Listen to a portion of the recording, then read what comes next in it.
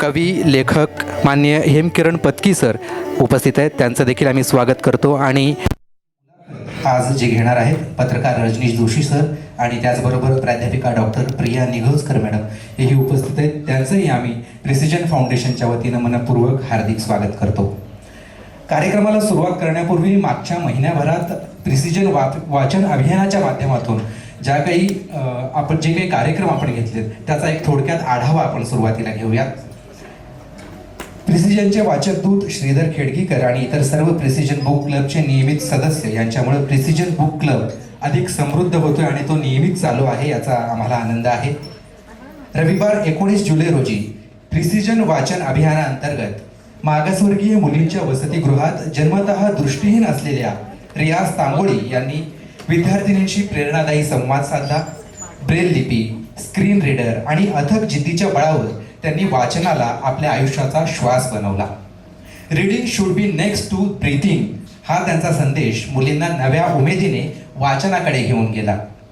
त्याचबरोबर रविवार 26 जुलै रोजी प्रिसिजन बुक क्लबच्या वाचक भेटीमध्ये लेखक नितीन वैद्य, डॉक्टर वीणा पवार आणि गिर्यारोहक लेखक ओंकार जाधव यांच्या उपस्थितीनं हा कार्यक्रम संस्मरणीय ठरला. नितीन वैद्य यांनी लेखिका सुमती जोशी यांच्या बंगाली साहित्याच्या अनुवादाचा प्रवास उलगडला आणि त्यांचं ते पुस्तक देखील प्रिसिजन बुक क्लबला भेट म्हणून दिलं. तर डॉक्टर वीणा पवार मॅडम आणि त्यांच्या मातोश्रींचं वय 83 वर्ष आहे आणि त्या देखील त्या प्रिसिजन बुक क्लबला उपस्थित होत्या. चंद्रप्रभा कटारे मॅडम या दोघींनीही साहित्य कवितेची मेजवानी या बुक क्लबमध्ये दिली. त्याचबरोबर युवा लेखक गिर्यारोहक ओंकार जाधव यांनी त्यांच्या प्रेरणादायी पुस्तकामागील संघर्ष आणि एव्हरेस्ट पर्यंतचा प्रवास वर्णन सांगितला. पुस्तक भेटी, विचारांची देवाणघेवाण आणि उत्स्फूर्त वाचक सहभागामुळे साहित्याचा आनंद द्विगुणित झाला.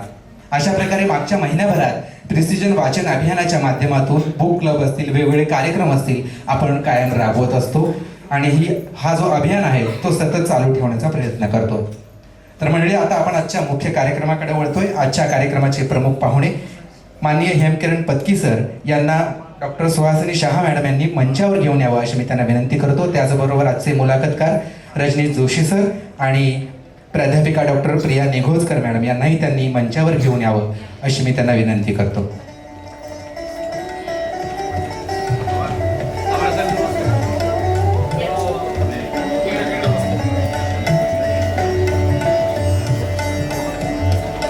प्रिसिजन वाचन अभियानाचा हा 25वा कार्यक्रम.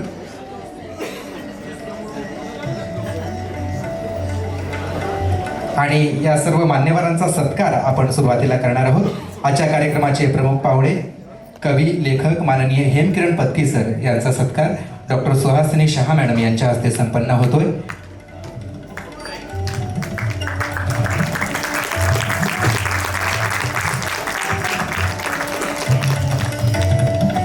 त्यानंतर मुलाखतकार पत्रकार रजनीश जोशी सर यांचं देखील स्वागत डॉक्टर सुहासिनी शहा मॅडम यांनी करावं अशी विनंती करतो.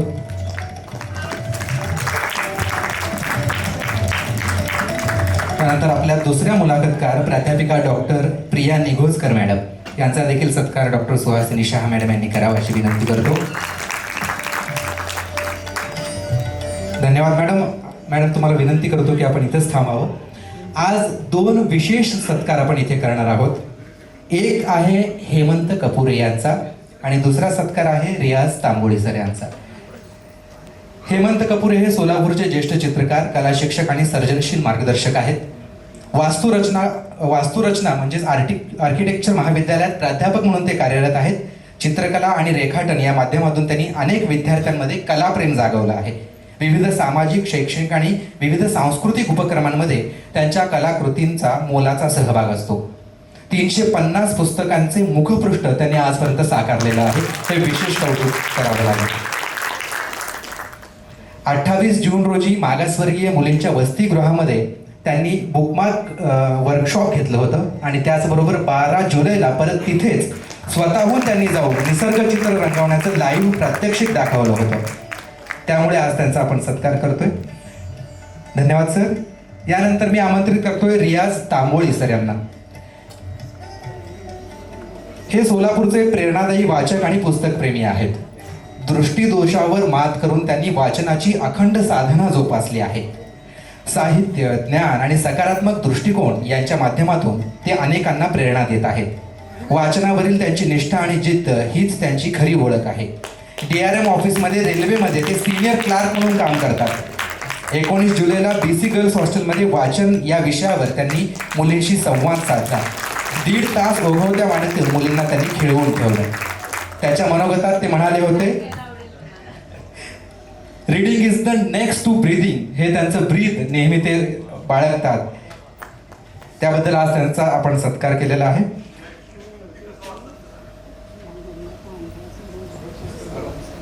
रियाज तांबोळी सरांना विनंती करतो. सरांना, सर आपण कशा पद्धतीने वाचन करता हे आज उपस्थित सर्व रसिकांना देखील तुम्ही ऐकवा अशी विनंती करतो. सर,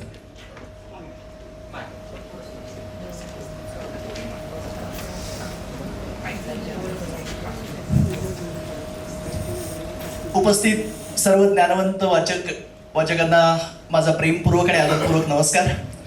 खरं तर आजचा क्षण माझ्या जीवनातला अत्यंत आनंदाचा आणि भाग्याचा क्षण आहे. कारण आजपर्यंत प्रेसिडेंटच्या माध्यमातून जितक्या मुलाखती झाल्या, जितकी लेखक मंडळी येऊन गेली, त्या सगळ्यांना पत्र लिहिण्याचं आणि त्यांच्यासोबत नातं निर्माण करण्याची संधी मला श्रीधर खेडगीकर सर, माधव देशपांडे सर आणि अन्य सगळ्यांच्या माध्यमातून मिळाली. मी पहिल्यांदा या सगळ्यांप्रती खूप खूप कृतज्ञता व्यक्त करतो. माझ्या वाचन प्रवासाची सुरुवात झाली ती मी इयत्ता 4थीत असताना. इयत्ता 4थीत असताना लेखक, कवी, वक्ते, गीतकार आणि या व्यासपीठावर येऊन गेलेले आपले सर्वांच्या हृदयात ज्यांचं स्थान अखंड अबाधित आहे ते प्रवीण दवणे सरांचं मी पहिलं पुस्तक वाचलं, वय ते वादळ विजांचं.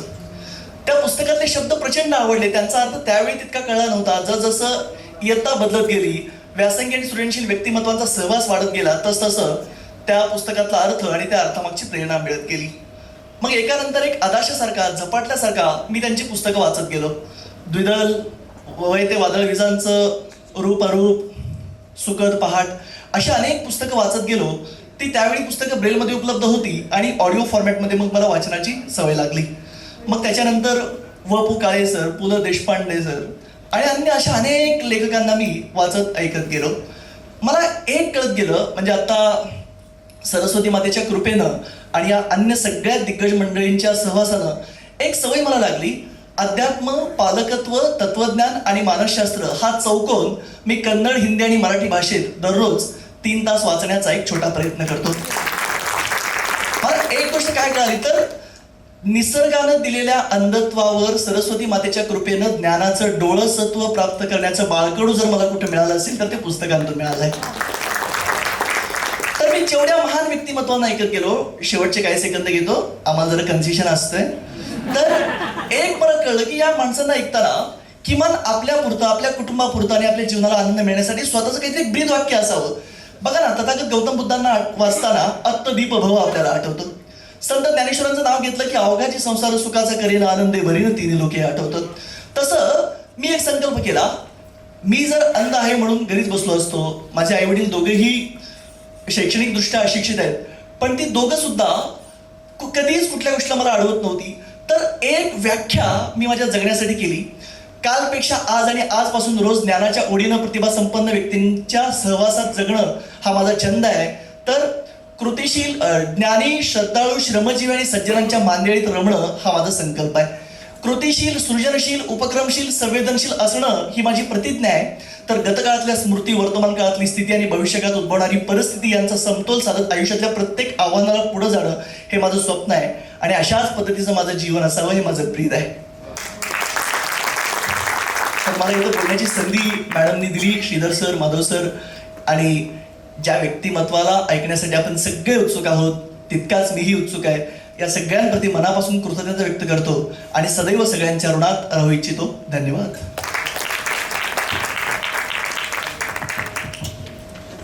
धन्यवाद सर.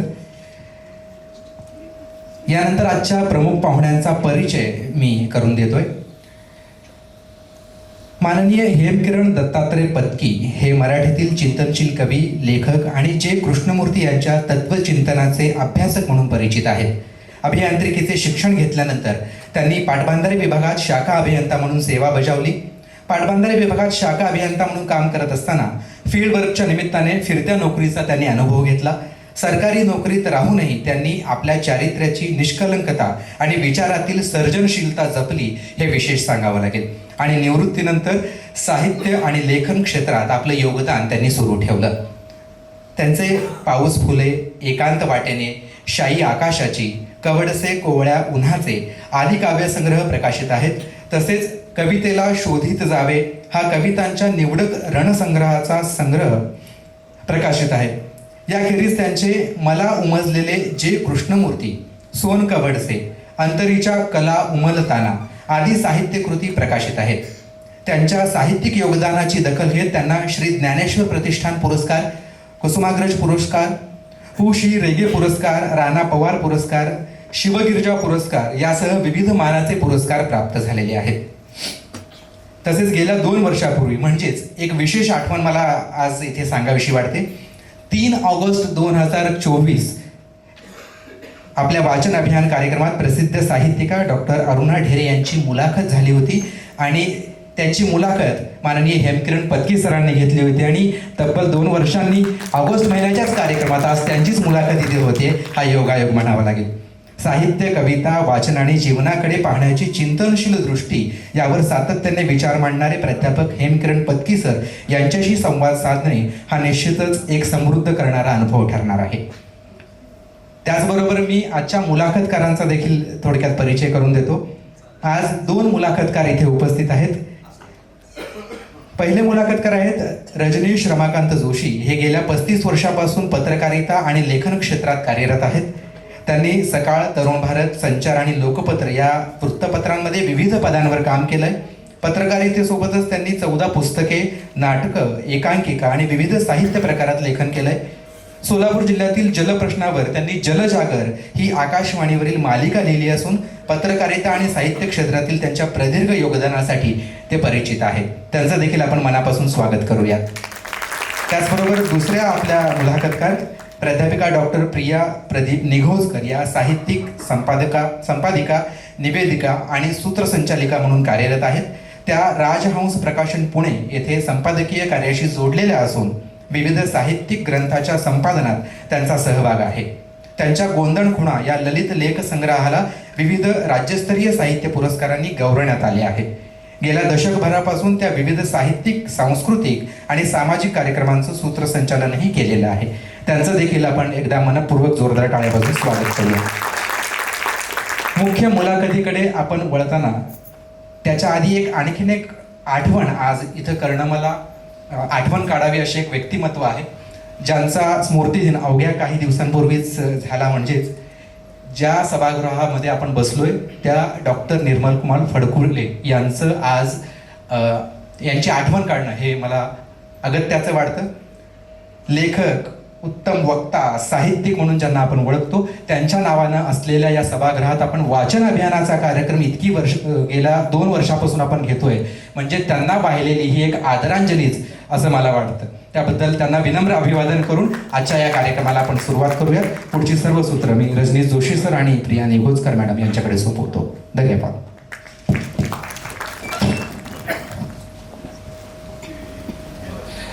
कार्यक्रम सुरू करायच्या आधी एक कविता आपण ऐकणार आहोत आणि मग कार्यक्रमाला सुरुवात करतो.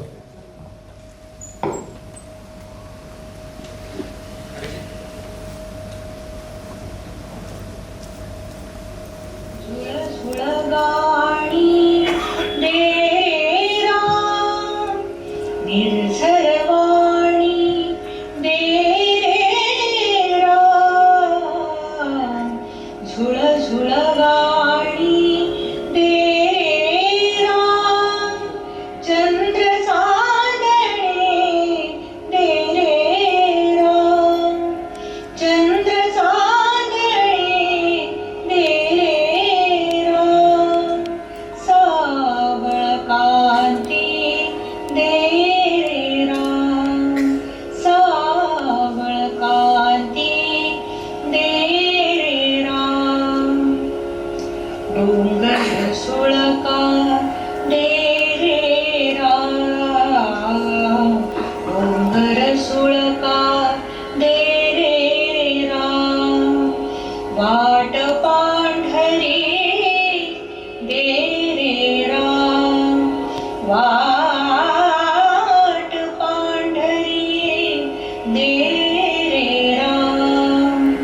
श्रावण धार रे राम हे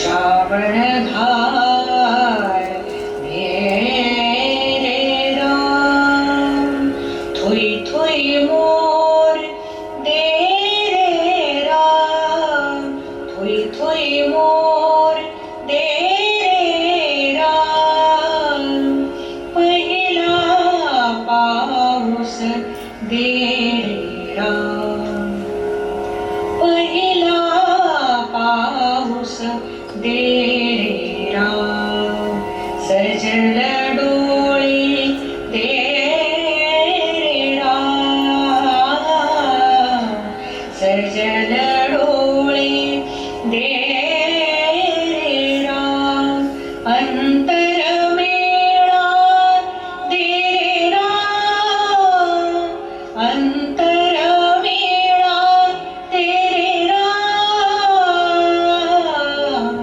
शब्द कोवळा दे रे राम शब्द कोवळा दे रे राम शब्द कोवळा दे रे राम शब्द कोवळा दे रे राम.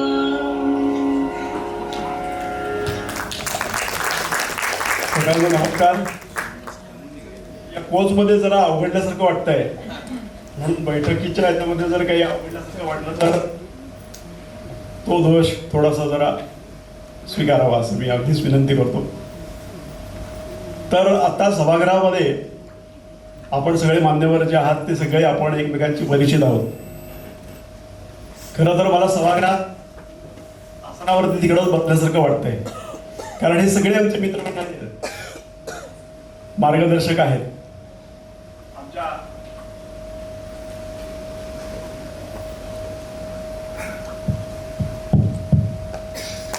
आगरकर मॅडम आहेत, प्राध्यापक पिशवीकर मॅडम आहेत, आमचे प्राध्यापक सुहास पुजारी आहेत, आमचा मित्र नितीन आहे, नितीन वैद्य, आमचे पुढारीचे संपादक संजय पाठक आहेत, आमचे आधीचे सगळ्यात सुरुवातीच्या ह्याच्यामधले मान्यवर संपादक अरविंद जोशी आहेत, डॉक्टर शहा मॅडम आहेत, दत्ताअण्णा आहेत, फैयाज आहेत, बरेच सगळे गोविंद काळे आहेत, बरेच मान्यवर आहेत. सगळ्यांची नावं आमचे शरदकुमार एकबोटे मित्र बऱ्याच वर्षांनी बऱ्याच दिवसांनी या कार्यक्रमासाठी आलेले आहेत. आणि किनारा हॉटेलमध्ये आमचं नेहमी हे करणारा आमचा एक मित्र जो आता हॉटेल व्यवसायाबरोबरच साहित्याकडे वळलेला आहे तो आमचा अरविंद भिसे हा देखील आहे. तर अशा सगळ्या मान्यवर राजा राजेशचंद्र आहेत, मीर साहेब मागं जाऊन बसलेले आहेत. तर बरेच असे मान्यवर शास्त्री सर सगळ्यांची नावं म्हणजे सगळे माझ्या परिचयात असलेले लोक आहेत सगळे. आणि आपल्या सगळ्यांच्या उपस्थितीमध्ये किनारा हॉटेलचा उल्लेख एवढ्यासाठी केला की किनारा हॉटेलमध्ये बसायची खास एक स्पेस हेमकिरणसाठी अरविंदनी करून दिलेली आहे. आणि बऱ्याच कवितांचा जन्म हा किनारा हॉटेलमध्ये झालेला आहे. त्याच्यामुळे मुद्दाम त्याचा उल्लेख केलेला आहे. किनारामध्ये आम्हाला मोफत जेवण नाही, त्यामुळं हेमगिरीला किनारा मिळाला, किनारा याला पामर आला असं म्हणजे आम्हा सगळ्या पामर आला. तर हेमकिरणची आणि माझी मैत्री जी आहे ती गेल्या 30 वर्षापासूनची आहे. आणि या 30 वर्षाच्या आमच्या मैत्रीच्या संबंधामध्ये आम्ही अनेक वेळा वेगवेगळ्या विषयांवरती चर्चा केली, गप्पा मारल्या. आणि आमच्या गप्पांचं एक सूत्र असं आहे की कुणाचीही निंदा करायची नाही. आपण एक 20 मिनिटं कुणाचीही निंदा न करता गप्पा मारून दाखवावा. चुकून कुणाच्या बद्दल आपण थोडंसं हे बोलतो, आमच्याही बोलण्यामध्ये सुरुवातीला ते होतं, पण आम्ही समीक्षेच्या अंगाने थोडंसं ते हे घेतो त्याच्यामधलं स्वातंत्र्य. तर कुणाचीही निंदा न करता आम्ही चर्चा करतो, बोलतो, वेगवेगळ्या विषयांवरती बोलतो, सिनेमावरती बोलतो, कवितांवरती, कथांवरती, वेगवेगळ्या साहित्यावरती बोलतो. तर एकदा असं प्रेमाबद्दल बोलत होतो. मग त्याला हेमकिरणला म्हटलं की प्रेम म्हणजे काय. आता मी हेमकिरणचा उल्लेख अरेतुरे करतो आहे कारण हा आणखीन एक महत्त्वाचं सांगायचं राहिलं. सुरुवातीला आपण जी कविता ऐकलेली आहे ती हेमकिरणची शब्द गोवाळा दे रे राम ही कविता आहे. आणि ती कविता हेमकिरणच्या कन्येनी अमृतानी गायलेली आहे. आणि आणखीन एक सगळ्यात महत्त्वाचं म्हणजे त्या कवितेची चाल आमचं संगीतकार मित्र, प्रतिभावान संगीतकार मित्र प्रशांत देशपांडे यांनी दिलेली आहे. आणि श्रुती विश्वकर्मा यांनी पण त्याचं गायन केलेलं आहे. त्यामुळं तो एक महत्त्वाचा मुद्दा आपल्याला सांगायचा राहिला. आणि सगळ्यात महत्त्वाचा मुद्दा जो सांगायचा राहिलेला आहे तो म्हणजे हेमकिरण पत्की यांच्या पत्नी आणि माझ्या म्हणजे ते वेगळं हे नंतर सांगतो मी आपल्याला. सुनीताताई हेमकिरण पत्की या ठिकाणी बसलेले आहेत, त्यांचंही या ठिकाणी स्वागत आहे. ते नंतर सांगायचं पटकन सांगून टाकतो, पुन्हा विसरेल. तर त्यांचा जो भाऊ आहे तो राहुल माझ्या बरोबर नाट्यसंस्थेमध्ये होता आणि राहुल बरोबर मी अनेक वेळा सुनीताताईंच्या घरी जायचो. लग्नाच्या आधी पण त्यांच्या मी जात असे, त्यामुळे मी त्यांच्या माहेरचा माणूस आहे. त्यामुळे नाव त्यांचं उशिरा जरी घेतलं तरी त्या रागवणार नाही. तर बोलत होतो एकदा आणि बोलता बोलता मी म्हटलं की प्रेम म्हणजे काय. तर हेमकिरण पटकन म्हणाले प्रेम म्हणजे फुलाचा सुगंधाशी होणारा संवाद. तर हे चिंतन किंवा हे जे काही विचार जे आहेत ते हेमकिरणच्या मनामध्ये सतत चालू असतात. आणि काव्यलेखन ही एक प्रकारची प्रेमसाधनाच आहे. आपल्याला बऱ्याचदा असं वाटतं की एखादी कविता जी आहे ती प्रेयसीबद्दल लिहिलेली आहे किंवा प्रेमिकेबद्दल लिहिलेली आहे, पण ती कविता खरं तर त्याच्यापेक्षा वेगळा आशय घेऊन आलेली असते. ती येते आणि जाते, येताना कळ्या आणते, जाताना फुले मागते. किंवा बीनची कविता आहे, चाफा बोलेना चाफा चालेना. ह्या प्रेमकविता वाटू शकतात आपल्याला, पण त्या प्रतिभेला उद्देशून आहेत. आता बघा, शब्दांना माळून तू वाटेवर उभी, शब्दांना माळून तू वाटेवर उभी, मौनानं तुला बोलकं केलं असावं. अशीच थांब अशीच डोळ्यांना नाचवीत, थांब अशीच डोळ्यांना नाचवीत, तुझ्या प्रेमानं तुला निरखलं असावं. झाडांची झड फुलवीत पेड घालतेस तू, झाडांची झड फुलवीत पेड घालतेस तू, गुंत्यांनी तुला वेड लावलं असावं, गुंत्यांनी तुला वेड लावलं असावं. हेमकिरणची ही कविता आहे, प्रेम कविता. पण ही प्रतिभेला उद्देशून आहे असं जर म्हटलं आपण की शब्दांना माळून मौन बोलकं करायला उभं राहिलेलं आहे, झाडांची झड फुलवून पेड घालते आहे किंवा मौनाने संवाद साधायचा प्रयत्न केलेला आहे. तर अशी प्रेमकविता एका बाजूने वाटणारी आणि दुसरीकडे प्रतिभेला उद्देशून असलेली कविता, असा कवितेचा वेगळा अर्थ सुद्धा हेमकिरणच्या शब्दांमधून आणि त्याच्या एकूणच काव्यातून आपल्याला जाणवतो. तर हेमकिरणच्या पहिल्या ज्या सुरुवातीच्या कविता होत्या त्या 4 ओळी 2 ओळी किंवा प्रेमाच्या संदर्भामधल्या होत्या आणि त्याचं प्रकाशन 2006 साली झालं. म्हणजे कविता लिहिल्या 18व्या वर्षी, 14व्या 15व्या 16व्या वर्षी उमलत्या वयामध्ये, आणि त्याचं प्रकाशन नंतरच्या टप्प्यात झालं. पण हे जे आहे तर त्या काव्यसंग्रहाचं नाव त्यांनी दिले कवडसे कोवळ्या उन्हाचे. हेमकिरण, मी आता असं विचारतो की अगदी सुरुवातीला लिहिलेल्या ह्या कविता संग्रहाचं हे नाव आहे कवडसे कोवळ्या उन्हाचे. तुझ्या उंजळीमध्ये हे कोवळे उन्हाचे कवडसे आले कसे आणि केव्हा ते माहीत?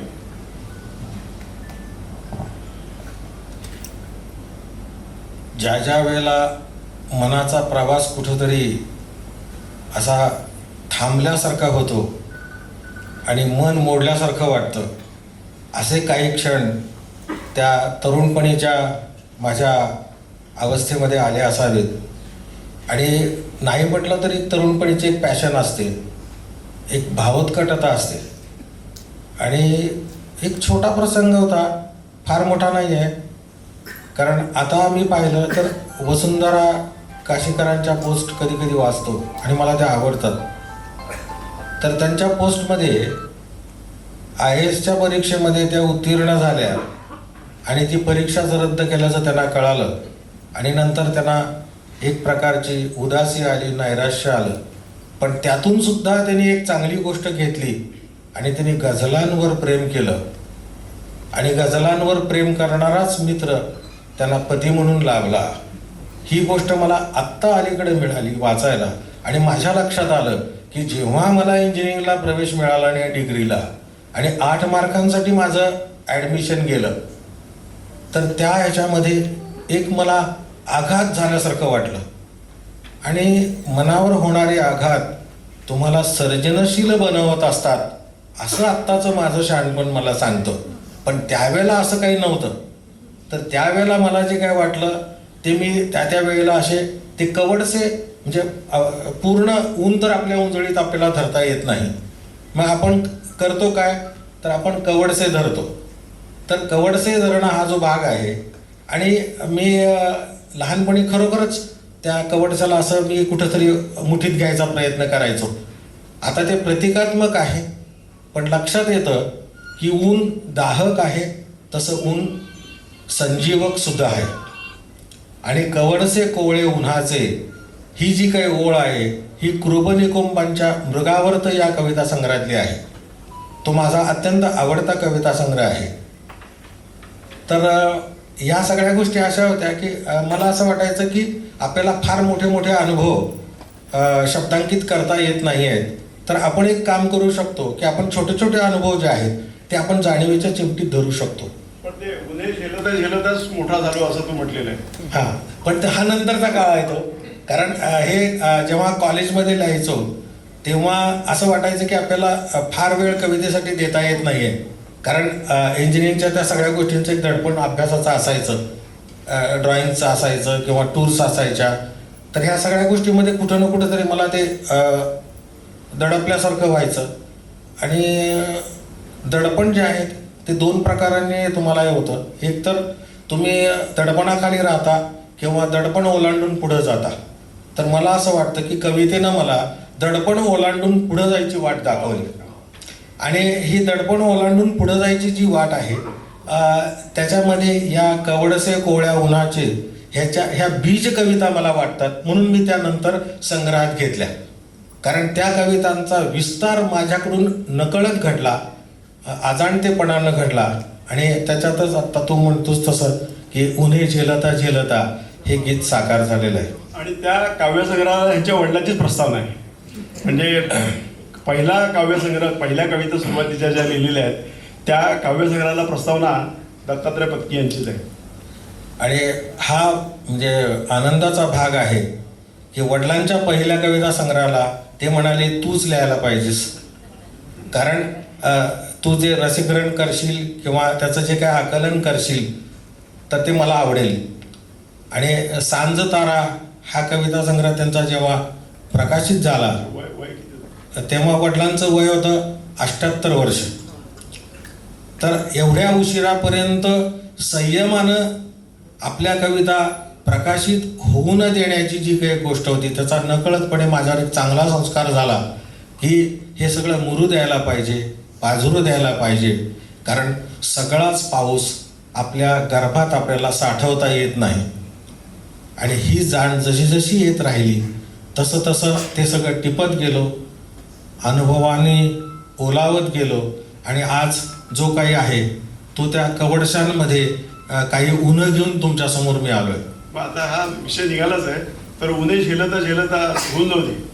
अरे ठीक आहे. तर हे गाणं जे आहे ते बऱ्याच वेळेला बऱ्याच जणांनी ऐकलंही असेल. पण मला असं वाटतं की या गाण्यामधली जी ऊर्जा आहे ती एक प्रवास दाखवणारी आहे. आणि तो प्रवास जो आहे तो प्रवास तुम्हाला सगळ्यांना आवडेल असा आहे. कारण आपण आपली फक्त बायोलॉजिकल ग्रोथ नाही होत, तर आपल्या अनेक गोष्टी वेगवेगळ्या अंगानं नुसत्या विस्तारत नाहीत तर विकसित होत राहतात. मला असं वाटतं की संवेदनासुद्धा जी माझी 20व्या वर्षी होती ती 40व्या वर्षी राहिली नाही, 60व्या वर्षी राहिली नाही आज. आणि आज तुमच्यासमोर असताना सुद्धा त्या संवेदनेनं जो आकार धारण केला आहे तो मला वाटतं की त्याची काही पाळंमुळं या गाण्यात असावीत. तर आता मी ते आणि हा आता विस्तार त्यांनी सांगितला. तर जाता हे कसं आहे, बऱ्याचदा आम्ही एकत्र असल्यामुळे त्याच्या बऱ्याच गोष्टी मला माहिती आहेत. अरुणाताई ढेरेंनी ढेरेंची मुलाखत जेव्हा हेमकिरणनी इथे घेतलेली होती त्या मुलाखतीच्या मध्ये अरुणाताई स्वतः असं म्हणालेल्या होत्या की ज्याची मुलाखत घ्यावी अशी व्यक्ती माझी मुलाखत घेते आहे.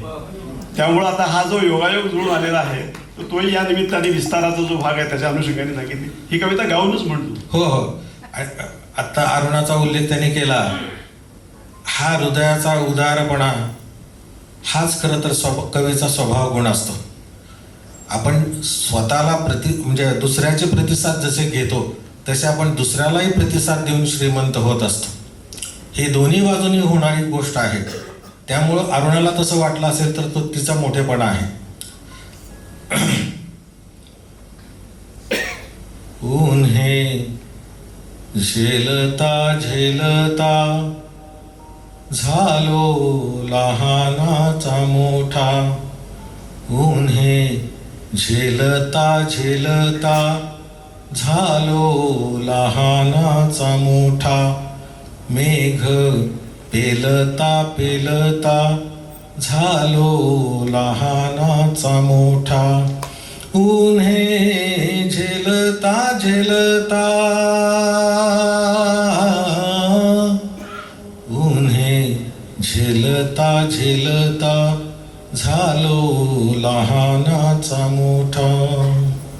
माझ्या दुष्काळ गीताना आला पावसाचा रंग.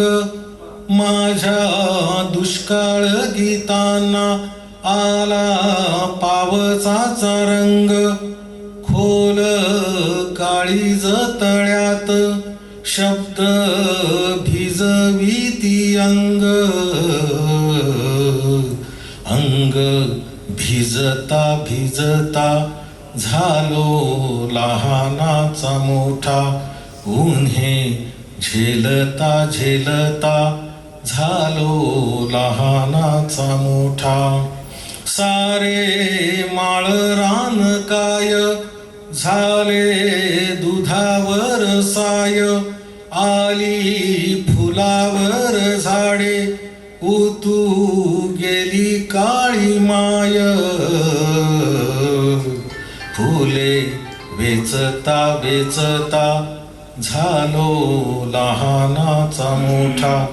उन्हे झेलता झेलता झालो लहानाचा मोठा. या गीताचं शेवटचं कडवं मी माझ्या वडिलांना अर्पण करतो.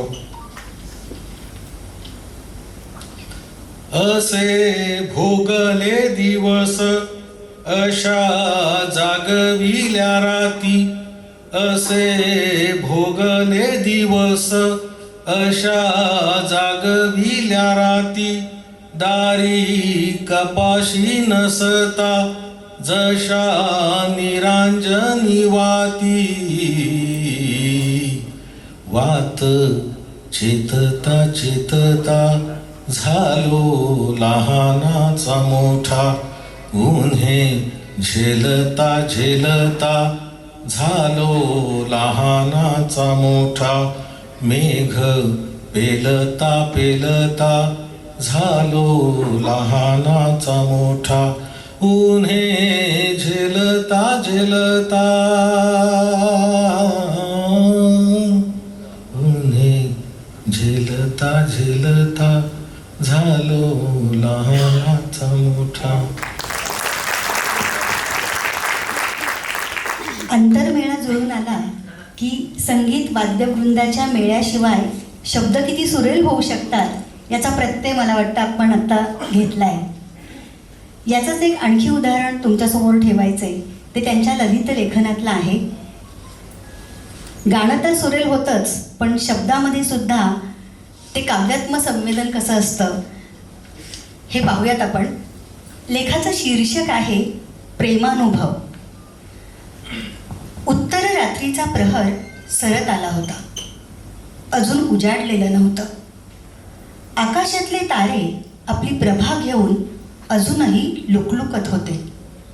त्या मंद उजेडाच्या हळूवार स्पर्शासहित झाडं आपल्याच ठाई निश्चल उभी होती.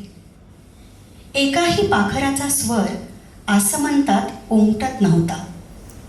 झाडांच्या फांद्या पानांतून पाखरं अजून जागी झाली नव्हती. पानांतून वारा वाहत नव्हता. सळसळ कानावर पडत नव्हती. सारंच कसं कमालीचं शांत होतं. त्या नीरव शांततेत असंख्य फुलांचा संमिश्र सुवास, हिरव्या तजेलदार पानांचा आणि ओलसर मातीचा गंध भरून राहिला होता.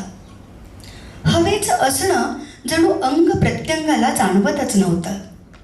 आणि ही साऱ्याच वस्तू मात्रातली निस्तब्ध शांतता चित्ताच्या गाभ्यापर्यंत पोहोचत होती.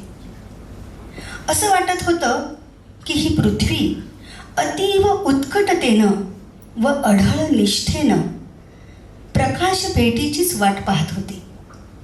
तिच्या ठाई असलेली अमर्याद काळाची प्रतीक्षा शक्ती, अंतहीन धीर आणि असीमता एका असामान्य गुणवत्तेची निदर्शक होती. मनात आलं, आपल्या हृदयातही हीच असीमता भरून आहे. ही भावस्थितीच तर प्रेम आहे. ही स्थितीच आपल्याला एखाद्या पदार्थाकडं, व्यक्तीकडं, आतल्या प्रकटीकरणाकडं पाहायचा उजेड देते. याच भावस्थितीत माझी पहाट पावलं घराबाहेर पडली होती. चालता चालता गात्रांच्या चारुते पलीकडली ती मूर्त झाली. तिची पहिली दिठी भेट, शब्द भेट सारं आठवलं. तो एक दुर्मिळ प्रेमयोगच होता, सगळं जगणंच दरवळून टाकणारा. तिला पाहताच माझ्या तहानल्या चित्ताचा दाह शांत झाला होता. तिच्याशी बोलताना, तिला ऐकताना हृदयास प्रथमच असा पाझर फुटला होता. आयुष्याचा पूर्वार्ध प्रेमाच्या तरल कल्पनेत सरला होता आणि आता उत्तरार्धात खऱ्याखुऱ्या प्रेमाचे कोवळे धुमारे मनाच्याही मनाला फुटले होते. आमची पहिली भेट शहरातल्या एका ग्रंथालयात घटकाभराची झाली काय, आणि दुसऱ्या दिवशी ग्रामदैवताच्या पावन परिसरात तिनं दुमडलेलं पत्र माझ्या हाती ठेवलं काय, सारं अघटितच. माझ्या संवेदनेला पंख फुटले आणि दिठी निळीभोर झाली. पहिल्याच पत्रात तिनं लिहिलं होतं, आपलं आयुष्य अनेक गोष्टींनी व्यापलेलं आहे, परंतु हृदयाची तहान अशा भावनिक अवकाशासाठी आसुसलेली असते. तो शोष पाणी शमवू शकत नाही. त्यासाठी अशा अंतर्याम ढवळून ती नितळ करणाऱ्या आणि उजळवणाऱ्या संवादाची, त्याच्या ओलाव्याची गरज असते. तिच्या पत्रातली ओल माझ्या हृदयात उतरली. मनात आलं, हृदयस्थ शांतीचा वारा शोधायला निघालेला मी आणि आतल्या वादळाच्या भोवऱ्यात किनारा शोधत आलेली ती. आम्हा दोघांच्याही डोळ्यात हजारो जन्मांची तहान होती आणि अव्यक्त मनात चांदण्यातली झाडावरली थेंबाची सर अज्ञाताना सांडली होती. आता वाटतं, प्रेमाच्या अनुभवासाठी घरदार सोडावं लागत नाही. केवळ आपल्या हृदयाचं दार सताड उघडं ठेवावं लागतं आणि ते उघडं आहे याचा सहज विसर पडावा लागतो. मग कधीतरी पायांत पैंजण घालून येणाऱ्या वाऱ्याची एखादी झुळूक हळूवार येते. हृदयाचा कोपरा निनादून जातो. असा खराखुरा प्रेमानुभव म्हणजेच जीवनाचं भावसंगीत नव्हे काय?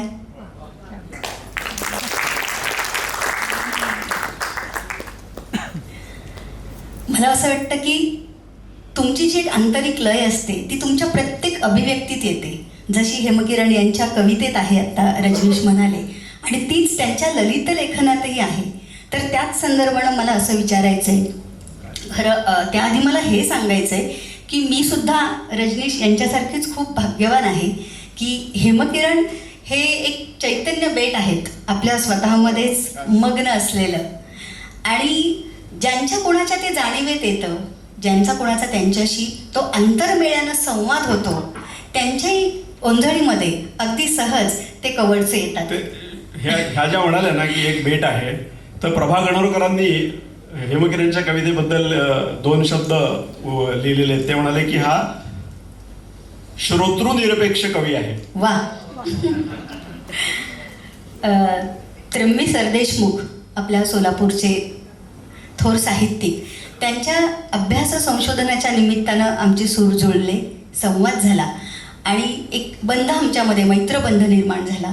त्यामुळं आज त्यांची मुलाखत घेण्याची संधी मला मिळाली. यासाठी मी प्रिसिजनना खूप मनपूर्वक धन्यवाद देते की हा योग आपण घडवून आणलात. तर मला हेमकिरण यांना असं विचारायचं आहे की कवितेकडून आपण या ललित लेखनाच्या वाटेकडं कसं वळलात? म्हणजे कवडसे कोवळ्या उन्हाचे आपण जसे सगळ्या वाचकांच्या ओंजळीत दिलेत, तसेच सोन कवडसे हे सुद्धा वाचकांच्या समोर ठेवलेत. सोन कवडसे हा हेमकिरण यांचा पहिला ललित लेखसंग्रह आणि खूप वर्षांनंतर पुन्हा त्यांचा पुढचा ललित लेखसंग्रह आला, तो म्हणजे अंतरीच्या कला उमलताना. तर या सगळ्या ललित लेखनाच्या प्रवासाविषयी, कारण ते केवळ निसर्गवर्णन नाही, आत्मचिंतन नाही, तर मानवी स्वभावाच्या अनेक सूक्ष्म छटा आपण बारकाईनं त्या सगळ्या लेखनामध्ये आणलेल्या आहेत. जसं की आत्ता त्यातला एक लेख मी तुम्हाला वाचून दाखवला. एक समृद्ध असा अनुभव त्यांच्या त्या प्रत्येक लेख वाचनानंतर वाचकाला निश्चित मिळतो. तर या ललित लेखनाच्या प्रवासाविषयी आम्हा सर्वांना जाणून घ्यायला आवडेल. ललित लेखनाचं जे सूत्र आहे ते प्रत्येकाच्या सौंदर्य दृष्टीतच असतं. जो जो सुंदरता टिपत जातो त्याला ह्या सृष्टीतलं लालित्य दिसत जातं. आणि लेख वगैरे काय तर शब्दांची बांधणी आहे. मला ललित लेखांचं पहिल्यापासूनच एक अप्रूप वाटायचं, कारण श्रीनिवास कुलकर्णींचा एक खोल संस्कार डोह वाचल्यानंतर माझ्यावर झाला होता. आणि इतकं सुंदर ललित लेखन की या लेखकाला आपण कधी भेटू असं माझ्या मनात बऱ्याच वेळेला येऊन गेलं. आणि माझ्या संग्रहाच्या निमित्ताने तो त्यांच्या भेटीचा योग आला. मी त्यांच्या घरी 3 दिवस राहिलो. तर ललित लेखनामध्ये मला असं वाटतं की ज्या संवेदनेची गरज ललित लेखनासाठी आहे, ज्या दृष्टीची गरज, काव्यात्मक दृष्टीची गरज ललित लेखनासाठी आहे, हे सगळे घटक शेवटी त्या कवितेच्या मूळ स्वभावाकडेच येतात आणि आपल्या स्थायी भावाला काहीतरी पोषण मूल्य देतात.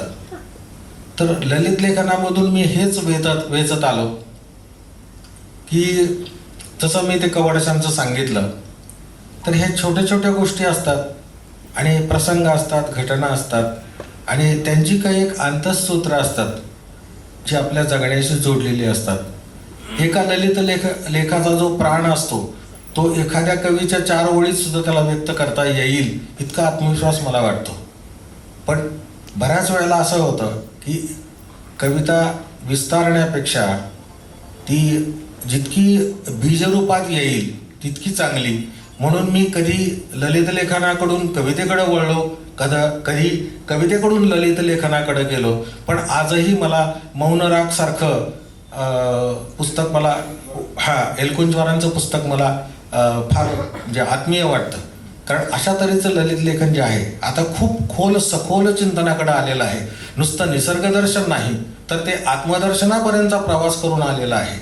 तर ललित लेखनाचं जे पहिलं सूत्र होतं त्याच्यामध्ये बऱ्याच वेळेला निसर्ग वर्णनं असायची किंवा आत्मानुभूती असायची. पण आता आपण त्याच्या पलीकडे गेलेलो आहोत. तर आपण आता स्वतःला पाहायला शिकलेलो आहोत. तर त्याच्यातूनच तत्वचिंतनाच्या काही वाटा पण दिसल्या मला आणि त्याच्यातलं पण लालित्य लक्षात आलं की अरे हे तत्व कोरडी थोडीच आहे. या तत्वांमध्ये जो ओलावा आहे ह्याच्यामुळेच तर आपण ज्ञानेश्वरी वाचतो. नाहीतर ज्ञानेश्वरी हा तत्वज्ञानाचा ग्रंथ म्हणून ठेवून दिला असता, अमृतानुभव हा तत्वज्ञानाचा ग्रंथ म्हणून ठेवून दिला असता. पण या गोष्टीकडे आपण बोलतो कशासाठी? तर आपली पहिली तहान जी असते ती आपल्या हृदयाच्या ओलाव्याची असते. प्रत्येकाला हा हृदयातला ओलावा हवा असतो. तर असं जे आहे की ह्या गोष्टीमुळे सहसंवेदनेचा शोध हा सहज होऊ शकतो असं ललित लेखनामध्ये पुष्कळ काही आहे. तत्वाचा मुद्दा काढला म्हणून मी बोलतो. तत्वज्ञान हा शब्द जो आहे तर तत्वाबद्दल विनाकारण एक प्रकारची भीती सगळ्यांच्या मनामध्ये आहे की तत्वज्ञान, तत्वनिष्ठ. तर माझं असं म्हणणं आहे की तत्व किंवा तत्वनिष्ठ, तत्वस्वरूप किंवा तत्वज्ञान ह्या सगळ्या गोष्टी ज्या आहेत ह्या तत्वामध्ये एक आर्द्रता आहे, एक ओलावा आहे, एक जिव्हाळा आहे. पण त्याचं वर्णन करताना, त्याच्याबद्दलची माहिती देताना जे अभ्यासक आहेत, विचारवंत आहेत, त्यांनी ते तत्वनिष्ठता आणि तत्वज्ञानाबद्दल एवढ्या पद्धतीची भीती लोकांच्या मनामध्ये निर्माण करून ठेवली आहे की हे तत्वज्ञान म्हणजे काहीतरी वेगळंच आहे. खरं तर तत्वज्ञान हा एक मनातला ओलावाच आहे आणि ते तत्वज्ञान वाचल्यानंतर खऱ्या अर्थाने जे आहे ते वाचल्यानंतर आपल्या लक्षात येतं की तत्वज्ञान म्हणजे क्लिष्ट नाही आहे, बोजड नाही आहे, आपल्याला सहज समजण्यासारखं आहे. जसं आता आपण हेमकिरणचे शब्द सहजपणे आपण समजून घेतो. बोला प्रियाताई. अगदी खरं आहे तुम्ही आता म्हणता तसं. आणि या तत्वज्ञानाची भूमी ओलाव्याचीच आहे. हेमकिरण यांच्या एकूणच अभिव्यक्तीमध्ये झाड ही प्रतिमा ललित लेखांमध्ये आहे, कवितांमध्ये आहे आणि त्या झाडाची भूमी ही ओलाव्याचीच आहे. तर मला असं वाटतं की या खिडकीतून दिसतात ही जी कविता आहे ती जर आपण आत्ता प्रेक्षकांसमोर ठेवलीत तर तुमच्या आंतरिक ओलाव्याचा हा जो भाव आहे तो नेमका आपल्या सगळ्यांपर्यंत पोहोचेल. आणि ती गेय स्वरूपातच होते. अगदी हे खूप सुंदर आहे. आम्ही असं ठरवून केलं आहे की कुठलंही वाद्यवृंद साथीला न घेता शब्द आपल्याला वाचकांच्या हृदयापर्यंत, काळजापर्यंत पोहोचवायचे. कारण हेमकिरण यांच्या स्वरांमध्येच तो ओलावा आहे, ती आंतरिक लय आहे, ती ये हृदयीचे ते हृदय जावी असं आमच्या मनामध्ये आहे आणि म्हणूनच तो एक प्रयत्न आहे. तर ती कविता आपण गाऊन सादर करावी.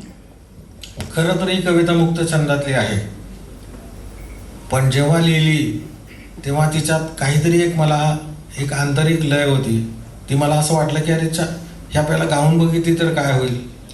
आणि मी ती गाऊन बघितली आणि नंतर मग प्रशांतकडून ती प्रमाणित करून घेतली की वा मला काय गायनाचं व्याकरण वगैरे तितकंसं काही कळत नाही. आत्ता मुलीनं किती सुंदर ते गायलं ते सगळं प्रशांतने तिला दिलेलं आहे. आणि ह्या सगळ्या गोष्टी अशा एकमेकांकडे देण्याघेण्याच्या ज्या होतात त्या आनंदाच्या होऊन जातात. तर ही जी कविता आहे ही या खिडकीतून दिसतात. तर याची आठवण थोडीशी रम्य आहे की मी ओतूरला राहायचो आणि अनिल अवचटांच्या वाड्यात राहत होतो आणि समोर शंकर वैद्यांचा वाडा होता. तर ह्या दोघांशी माझा संपर्क चांगला झाला. नंतर तर रजनीश शंकर वैद्यांकडं प्रस्तावनेसाठी गेला होता, पण त्यांची आई आजारी असल्यामुळं त्यावेळेला मला ती प्रस्तावना मिळू शकली नाही. तर सांगायचं कारण की ओतूरला मी 5 वर्ष होतो पिंपळगाव जोगे धोरणावर. तर तिथं मुंजाबा नावाचा एक डोंगर होता. तर तो डोंगर चढायचा म्हणून बहिणींनी सांगितलं, आज त्या आहे तिथं. तर त्यांनी सांगितलं की मुंजाबाचा डोंगर चढायचा आहे. तर त्यांना मी म्हटलं की बाबा तिथं अशी सगळ्यांची आपली एक वहिवाट नाही अशी, तर आपल्याला ते वर चढत जावं लागेल आणि खडा चढ आहे तो. ते म्हणाले काय हरकत नाही. तर तो मुंजाबाचा डोंगर आम्ही चढला आणि दुपारच्या उन्हात घरी आलो. आणि मी जिथं राहायचो तर तिथून जे दिसणारं दृश्य आहे ते या कवितेमध्ये मी चित्रित करायचा प्रयत्न केलेला आहे.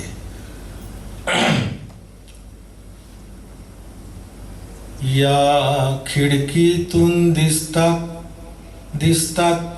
डोंगरांच्या रांगा. या खिडकीतून दिसतात डोंगरांच्या रांगा. डोंगरांच्या उतारावरल्या रानकेळींच्या बागा. या खिडकीतून दिसतात डोंगरांच्या रांगा. डोंगरांच्या उतारावरल्या रानकेळींच्या बागा. बागेवरती उतरलेले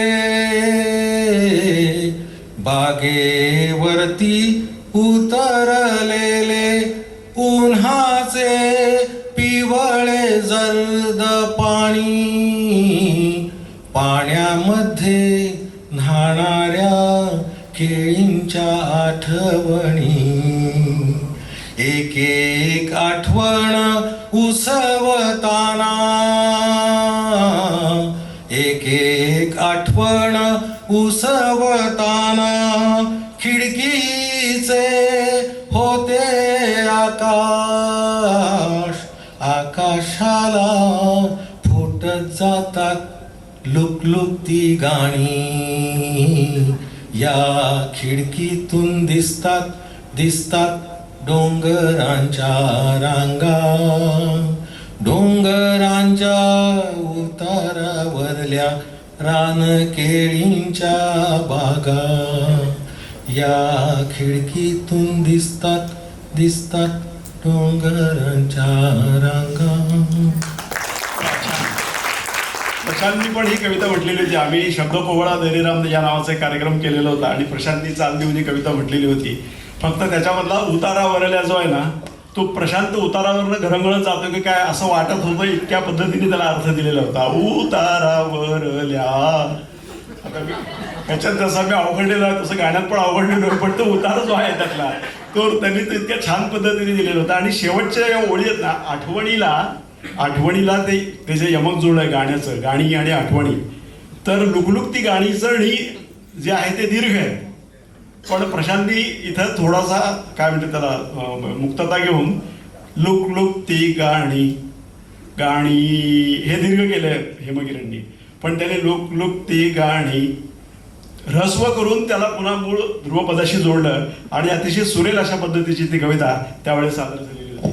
बरं का रजनीश, म्हणजे ज्ञानेश्वर माऊलींनी कवितेला नादचित्राची रुपडी असं का म्हटलंय याचा प्रत्यय आपल्याला आत्ता आलाय. आणि मला खात्री आहे की आत्ता प्रेक्षकांच्या डोळ्यासमोर नक्कीच एक असं सुंदरसं चित्र उभं राहिलं असेल. इतकी ती प्रत्ययकारिता या शब्दांमध्ये आहे, हेमकिरण यांच्या सुरांमध्ये आहे. खरंच हा प्रवास खूप सुंदर आहे. खरं. आणि त्या सगळ्याचं जे काही सार आहे किंवा त्याचं सगळं जे जडणघडण जी आहे ती कशी झाली हे आपल्याला थोडंसं ऐकून घ्यायला आवडेल. कवडसे कोवळ्या उन्हाचे हा विषय निघाला, त्याच्यामध्ये एक दोनुली आहे. ती दोनुली अशी की मी पाहते तुझ्यात, दोनुली म्हणजे 2 ओळींची कविता. मी पाहतो तुझ्यात पुशींची पुष्कळा. आता पुशी रेग्यांची पुष्कळा जी आहे ती तरुण वयामध्ये 17, 18, 19, 20 वर्षाच्या वयामध्येच आपल्याला पुष्कळा जी आहे ती आवडणारी असते. मी पाहतो तुझ्यात पुशींची पुष्कळा आणि होऊन जातो पाडगावकरांचा जिप्सी. जिप्सी म्हणजे भटकणारा. तर ही जी पुष्कळा आहे ही पुष्कळा माझी पण आवडती कविता आहे. पुष्कळ अंग तुझं. आता एका शब्दामध्येच कसं त्यांनी नाद आणि हे सगळं नादचित्राचा उल्लेख तुम्ही केलात कवितेमधल्या, तर एका शब्दातच सगळं चित्र एका ह्याचं कसं उभं केलंय बघा. पुष्कळ अंग तुझं, पुष्कळ पुष्कळ मन, पुष्कळातली पुष्कळ तू, पुष्कळ पुष्कळ माझ्यासाठी. बघताना किती डोळे पुष्कळ तुझे, देताना पुष्पुष्कळ ओठ, बाहू गळ्यात पुष्कळ पुष्कळ पुष्कळ ऊर, पुष्कळाच तू, पुष्कळावंती, पुष्कळ पुष्कळ पुष्कळणारी.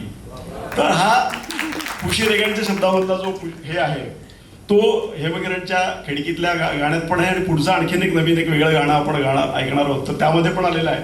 पण मला असं विचारायचं आहे की पुशी रेगे, पाडगावकर किंवा इंदिरा संत या सगळ्यांच्या प्रमाणे तुला आणखी कुणाकुणाच्या कविता आवडतात हा एक मुद्दा. आणि त्या कवींच्या संदर्भामधलं त्याचं जे काही आकलन आहे ते केवळ एका वाक्यामध्ये हेमकिरणने मांडलेलं आहे. तर ते आपण आता ऐकणार आहोत की एका वाक्यामध्ये त्या कवीबद्दल आणि त्या कवीचं सामर्थ्य त्यांनी सांगितलेलं आहे. आणि श्रीनिवास कुलकर्णींचा उल्लेख त्यांनी केला, त्यांच्या घरी राहायलाच होता 3 दिवस. पण दिलीप पुरुषोत्तम चित्रेंचा पण अतिशय जवळचा संबंध हेमकिरणचा आलेला आहे आणि त्यांच्या घरी ते जात असत आणि त्यांचा संवाद नेहमी होत असेल. हेमकिरणनी दिलीप पुरुषोत्तम चित्रेंच्या कवितेवरती लिहिलेलं चित्रांना माहितीच नव्हतं. त्यांनी ते लिहिलेलं त्यांच्या पत्नीच्या हस्ती देऊन ते घरी गेले स्वतःच्या. त्यावेळेला दिलीप पुरुषोत्तम चित्रेंना जेव्हा कळालं तेव्हा त्यांनी ते आश्चर्य व्यक्त करून त्यांना पुन्हा त्यांचा जो काही गौरव केला त्याबद्दल आपण आता ऐकणारच आहोत. पण एक ग्रेसची पण थोडक्यात आठवण सांगतो. मी तरुण भारतमध्ये असताना हेमकिरणचं एक सदर आम्ही रविवारच्या अंकामध्ये छापत असू, त्याच्यामध्ये कवितेला शोधित जावे असं त्याचं नाव आणि त्यात ग्रेसची कविता आम्ही त्या कवितेचं रसग्रहण हेमकिरणनी केलेलं होतं.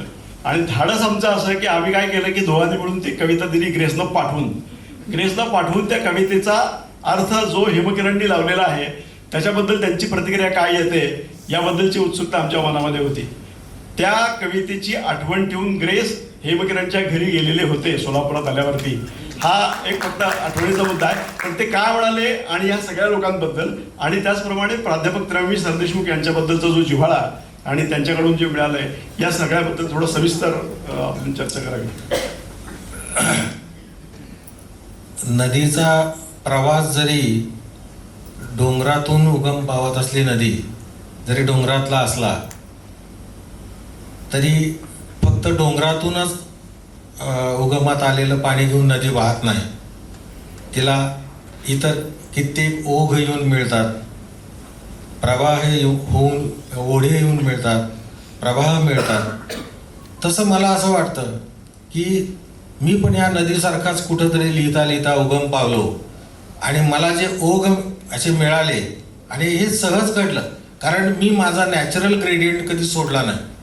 म्हणजे अभिमानाची गोष्ट म्हणून नाही सांगत, नैसर्गिक उतार हा तुमचा स्थायी भाव असतो, तो कधी आपण सोडू नये असं माझं स्वतःच्या मनाशी नेहमी एक जपून ठेवलेली गोष्ट होती की हा उतार आपण नाही सोडायचा, कारण ह्या उताराने आपल्याला बरंच काही दिले. तर हे नदीपण जे होतं माझ्यातलं, याला वेगवेगळ्या लेखकांनी कवींनी समृद्ध केलेला आहे आणि माझा प्रवाह असा खळाळता ठेवलेला आहे. ह्याच्यात मी कृतज्ञ आहे, कारण तुमचं वाचन जे असतं ते तुमच्या स्वभावानुसार घडत जातं आणि तुम्ही जर म्हणजे त्या स्वभावाला समजून घेत गेलात तर तुम्हाला अवांतर वाचनापेक्षा आवश्यक वाचनाची आवड निर्माण व्हायला लागते. मला वाटतं की वाचन अवांतर नसतं, आवश्यक असतं.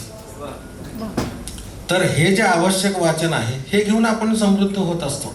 आणि नदी जी वाहती आहे, आज तुमच्यासमोर मी जो काय प्रवाह ठेवतो आहे त्याचं कारण ह्यातल्या मोठमोठ्या सगळ्या लोकांचं आहे. त्याच्यामध्ये आत्ता रजनीश म्हणाला तसं ही दोघंही गुणवान मंडळी आहेत आणि त्यांच्याकडे त्यांची स्वतःची एक प्रज्ञा आहे, प्रतिभा आहे. याचा जो काही मी आत्ता सहप्रवास करतो आहे हा अतिशय आनंदाचा आहे. असं अलीकडे फार कमी वेळा घडतं की बाबा संवेदनेची जातकुळी जमते किंवा चेतनेची पातळी एक आहे, असा अनुभव फार कमी वेळा येतो. आत्ता या व्यासपीठावरून तुम्हाला जो अनुभव येतोय त्या दोघांचंही श्रेय आहे. कारण शेवटी काय असतं, संवादासाठी दोन गोष्टी आवश्यक असतात. एक तुमच्या संवेदनेच्या पातळ्यासारख्या असाव्या लागतात आणि दुसरी तुमच्या चेतनेचा स्तर सारखा असावा लागतो.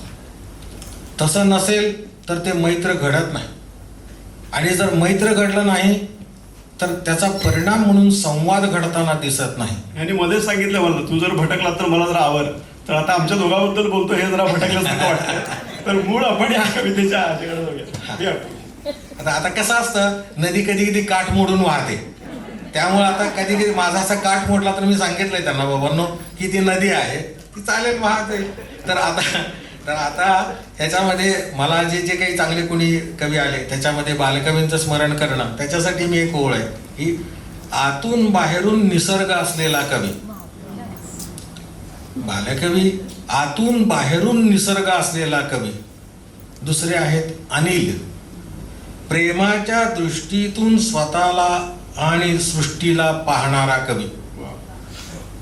तिसरे आहेत पुशिरेगे, ज्यांचा आत्ता रजनीशने उल्लेख केला आणि त्यांची कविता पण पुष्कळा वाचून दाखवली, ऐकून दाखवली.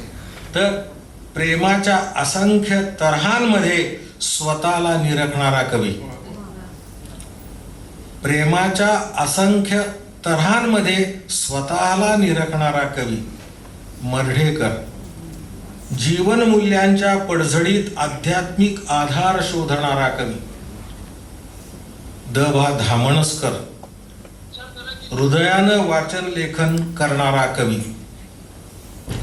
आत्ता आपण शब्दातून व्यक्त होतो, पण हृदयातून व्यक्त होणं ही काय गोष्ट आहे. मला वाटतं ही कवित्व शक्ती दे रे राम, जसं रामदासांनी म्हटलेलं आहे, तशी ही फार कमी ठिकाणी आढळणारी गोष्ट आहे. आणि या सगळ्यामध्ये तुम्हाला सांगायला आनंद वाटतो मला की मी पहिलं पुस्तक जे वाचलं, मित्रांनो, श्रोते हो, ते पहिलं पुस्तक मी मराठीचं वाचलं नाही.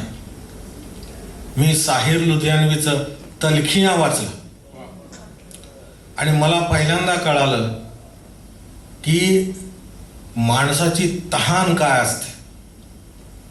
ज्या कविता लिहिताना त्याला कॉलेजमधनं रस्टिकेट केलं गेलं, त्याच कॉलेजमध्ये त्याची कविता अभ्यासाला लागली होती.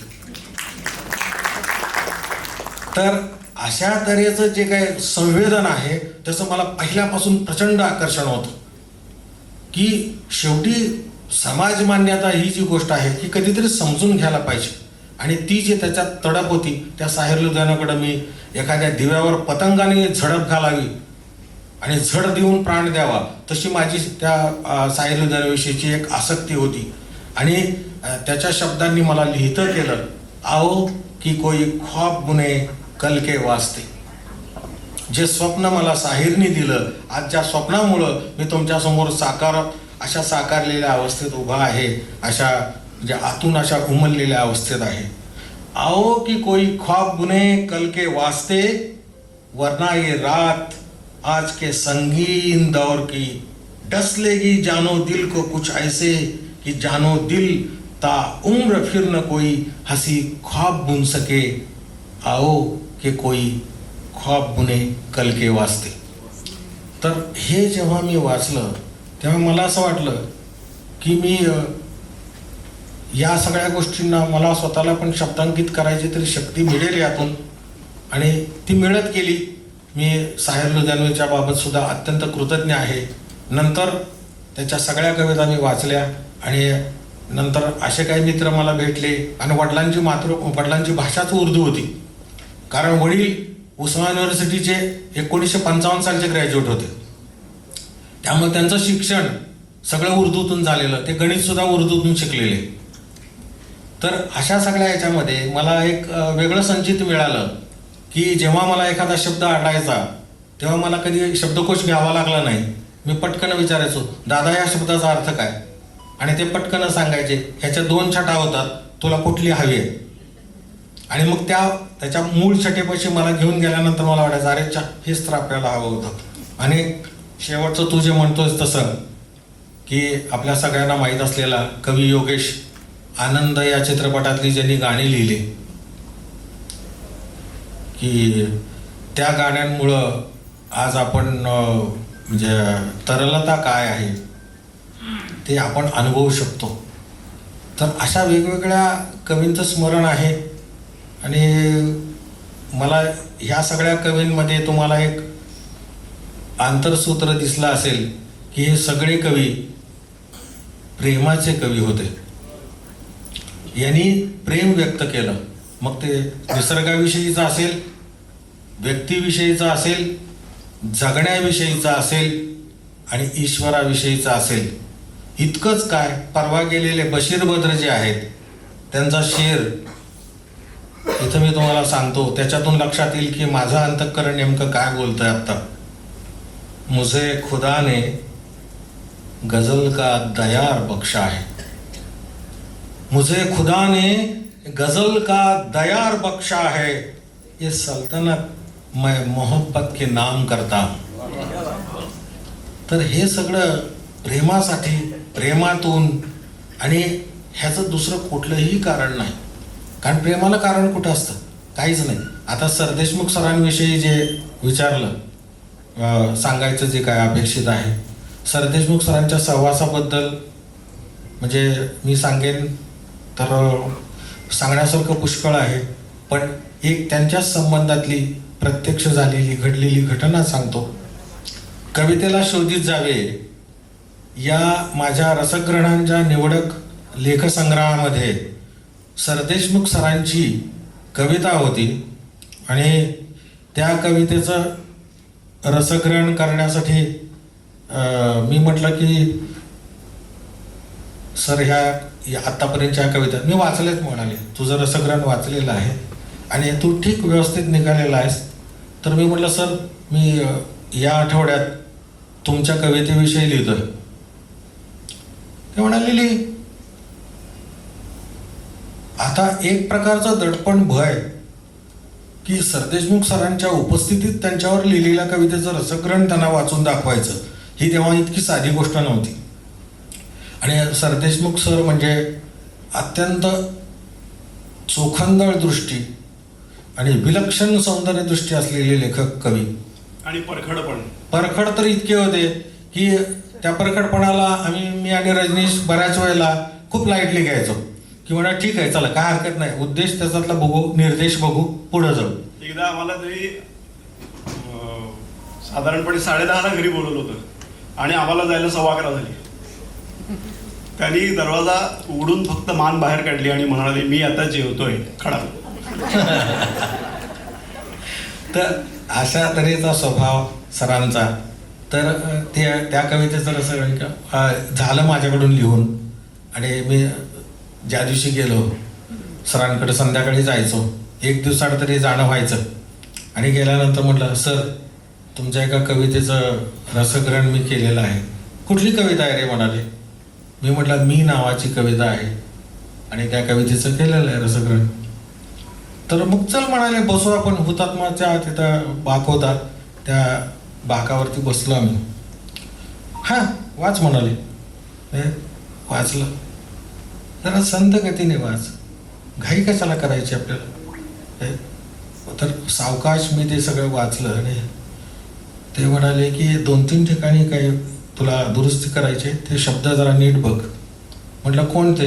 मग त्याने ते शब्द सांगितले मला आणि ते म्हणाले, हे दुरुस्त करून बघ आणि आता पुन्हा वाच. मग परत एकदा तो लेख मी वाचला आणि सर म्हणाले की तुझ्या लेखातलं जे शेवटच्या 2 ओळी आहेत त्या पुन्हा एकदा वाच. त्या मी तुमच्यासमोर वाचतो आणि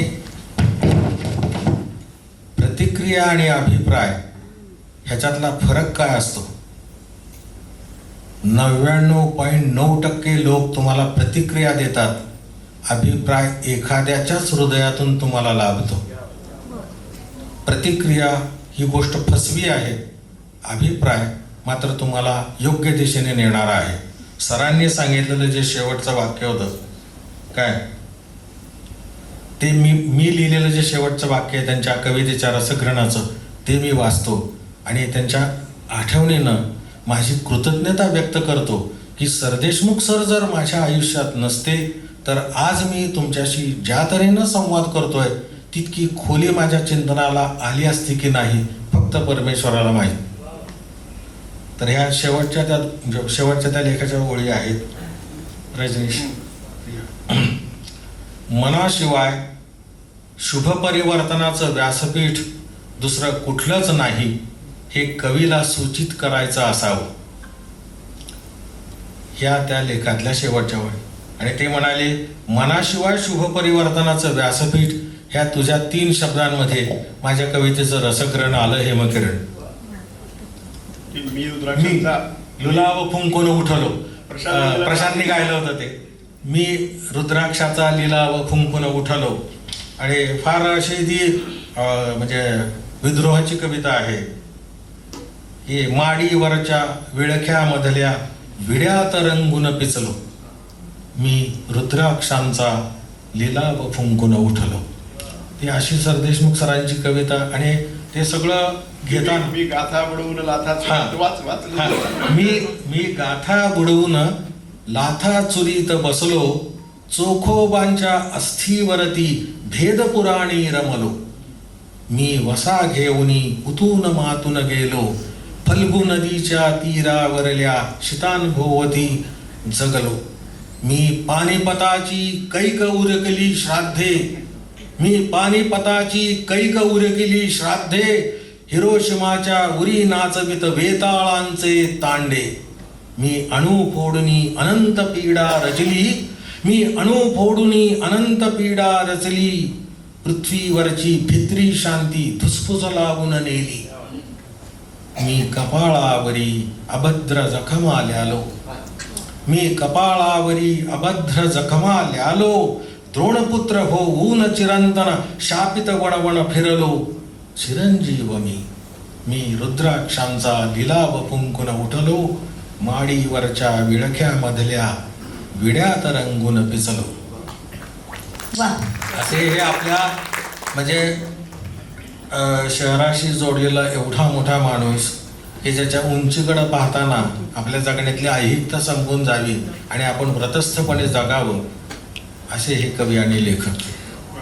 कोण म्हणेल की सोलापूरची भूमी ही दुष्काळी आहे म्हणून.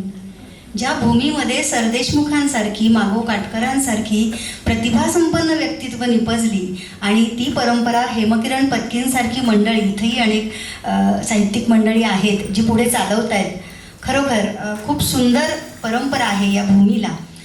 हेमकिरण, मला असं विचारायचं आहे की जसं मराठीतील या भावकवींच्या परंपरेचं पाथेय घेऊन तुम्ही तुमच्या कवितेची वाट पुढे चाललात, ते सगळे ओघ तुमच्याही अभिव्यक्तीची अगदी समरस होऊन गेले, तसंच तुमच्या आयुष्यामध्ये एक क्रांतिकारक व्यक्ती आली साहित्यातून, त्यांच्या वाचनातून, ती म्हणजे आंतरराष्ट्रीय ख्यातीचे तत्वचिंतक जे कृष्णमूर्ती. तर हा जो काही एक प्रवास आहे त्यांच्या तत्वज्ञानाचा तुमच्या जगण्यावर, तुमच्या साहित्य निर्मितीवर नेमका काय परिणाम झाला आणि आयुष्याला एक वेगळं परिमाण कसं लाभलं ते जाणून घ्यायला आम्हाला निश्चित आवडेल. हा सुद्धा म्हणजे कुठं जाणीवपूर्वक प्रयत्न करून मी कृष्णमूर्तींच्या वाचनाकडे वळलेलो नाही. एक सहज माझ्या आयुष्यातला हा योग म्हणतो मी, आणि ईश्वरी योगच. कारण योग हा ईश्वरी असतो, कारण तुमच्या जाणीवेप्रमाणे काय त्यात घडताना दिसत नाही. तर ही 83 सालची घटना आहे. मी, भगवान चव्हाण आणि विजय शिंदे, आम्ही तिघही कुर्डवाडीच्या आंतरभारती विद्यालयाचे विद्यार्थी. भगवान चव्हाण म्हणजे आंतरराष्ट्रीय कीर्ती चित्रकार. विजय शिंदे पण जे स्कूल ऑफ आर्टचाच विद्यार्थी, तोही सोलापूर आंतरराष्ट्रीय जिल्ह्याचे पहिले विद्यार्थी जे मधून ज्यांनी शिक्षण घेतलं, भगवान चव्हाण.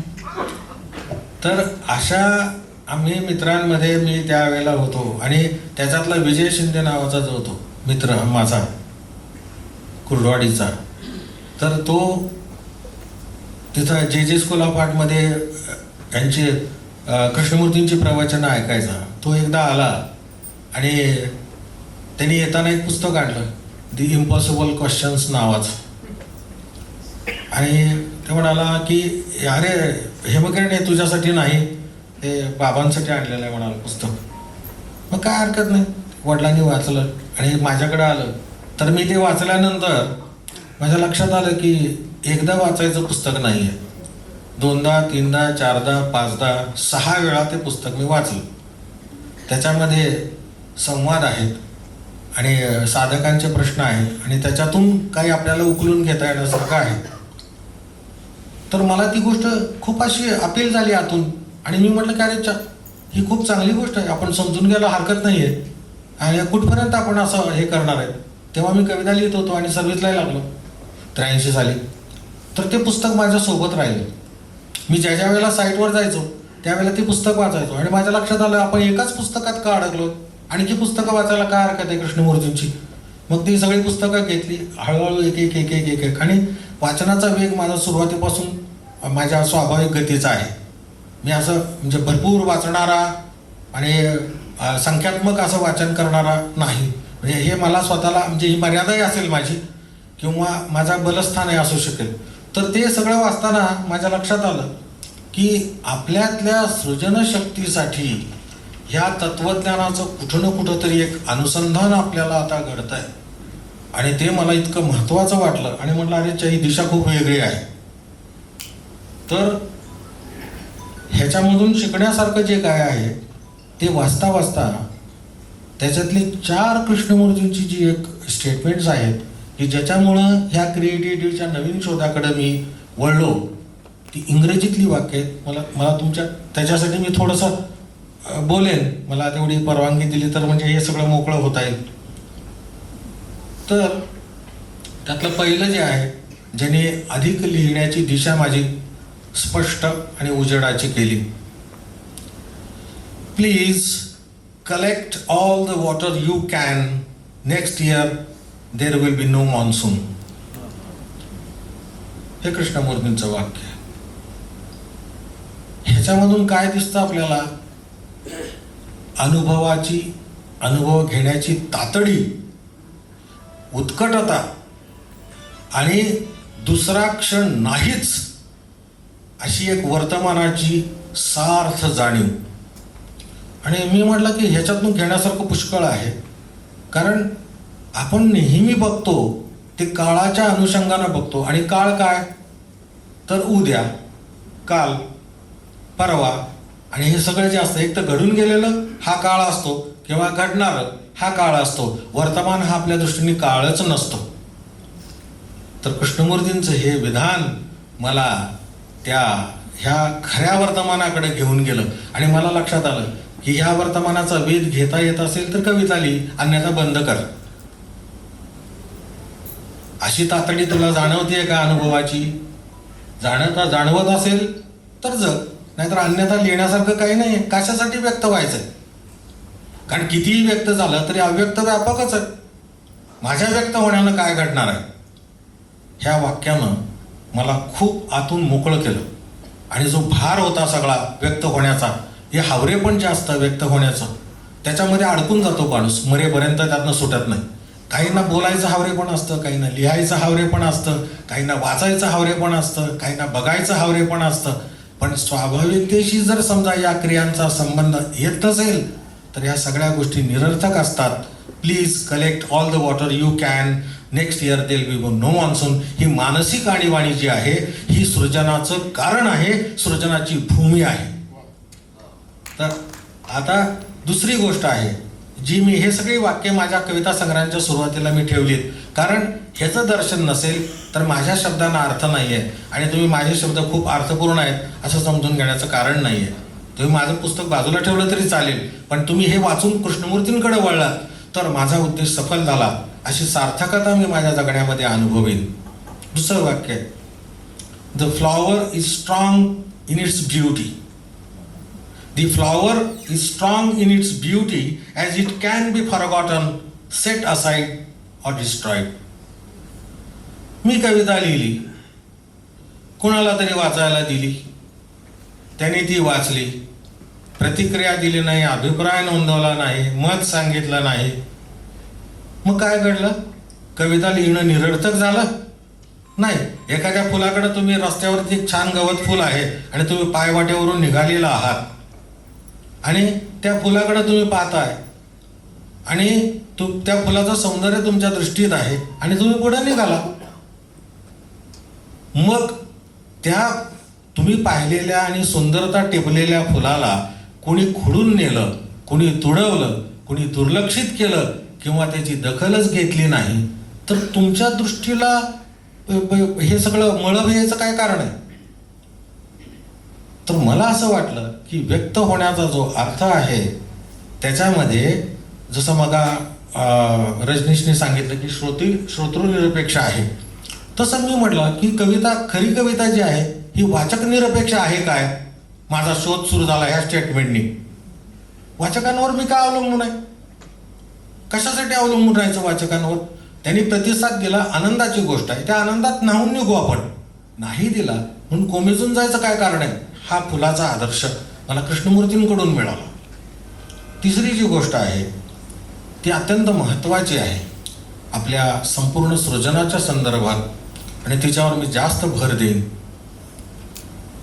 आणि ती कितपत तुमच्यापर्यंत पोहोचेल मी माझा प्रयत्न करीन, कारण ह्या सगळ्या गोष्टी कुठं ना कुठं तरी तुम्हाला आणि मला समजूनच घ्याव्या लागणार आहेत.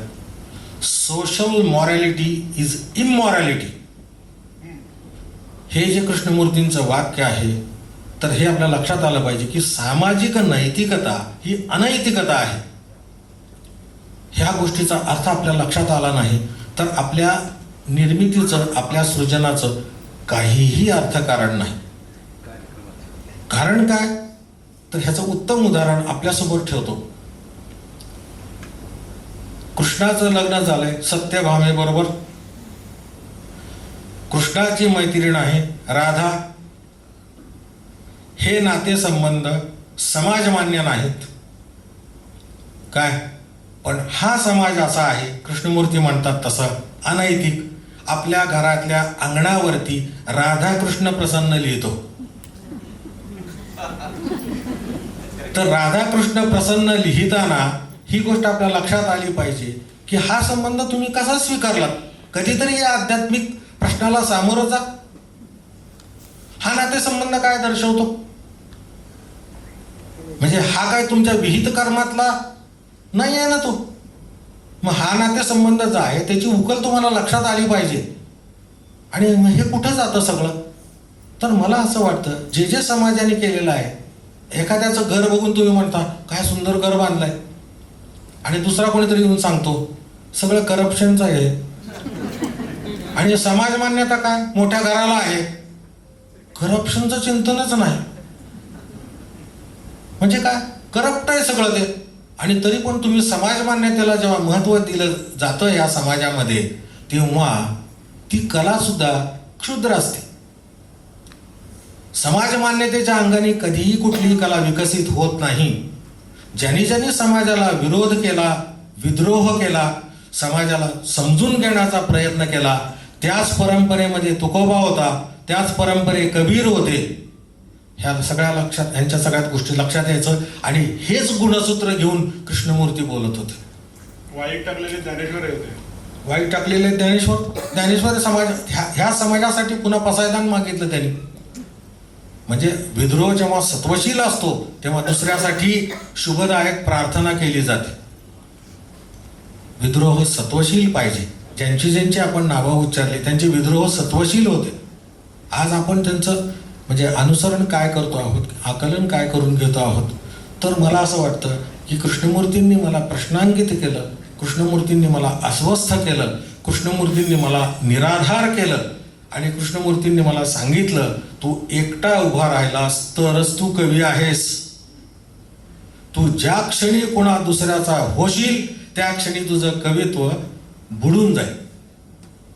तर हे एकटं होणं जे आहे त्याला त्यांनी स्टँडिंग अलोन क्वालिटी नावाचे 3 शब्द दिले. तुम्हाला एकटं जगता आलं पाहिजे.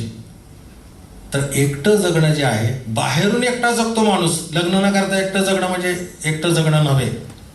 तुम्ही अंतःकरणात जी एकटे असता तिथं तुमचे कुठलेही आधार नसतील. व्यसनाचा आधार असतो, अनेक वेगवेगळे आधार असतात.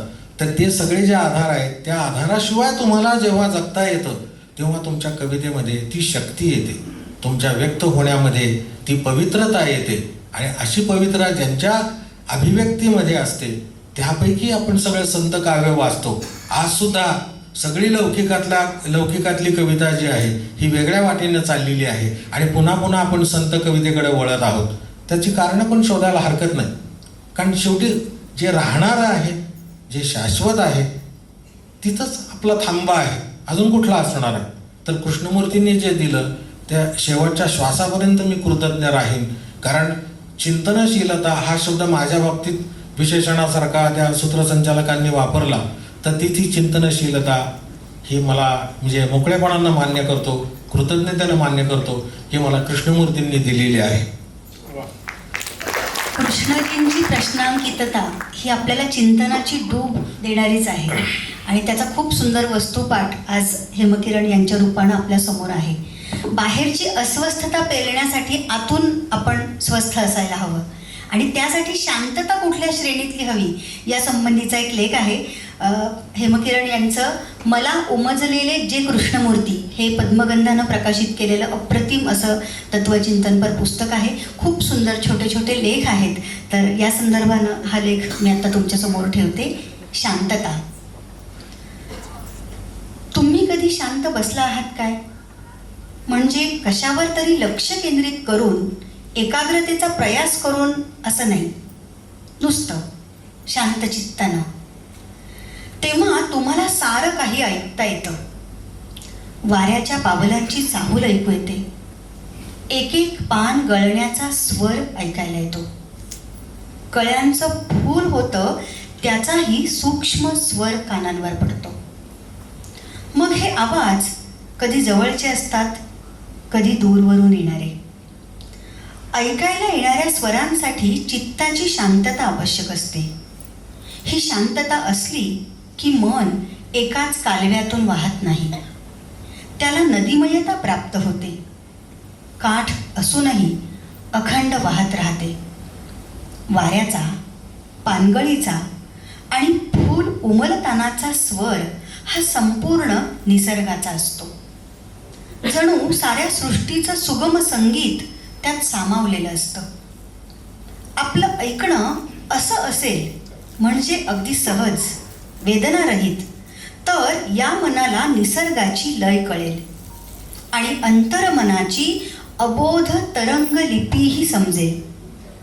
एका अविनाशी स्वर सौंदर्यानं जीव वेडावून जाईल. विसंवादातून निर्माण होणारे कर्णकर्कश आवाज, वाहतुकीनं जाणवणारं ध्वनी प्रदूषण, कुत्र्यांच्या भुंकण्याचे आवाज आणि मुलांच्या खेळातील मोठ्या स्वरातील बोलणी या साऱ्या गोष्टींकडं निरोगी दुर्लक्ष करता येईल. आवडीचं गाणं ऐकताना मन नुसतं एकाग्र असतं, इच्छा स्वार झालेली असते मनावर. गाण्यासंबंधीच्या माहितीनं मनाचा तळ हिरवळलेला असतो. ही एकाग्रता म्हणजे मनाचं अंशतः शांत होणं असतं.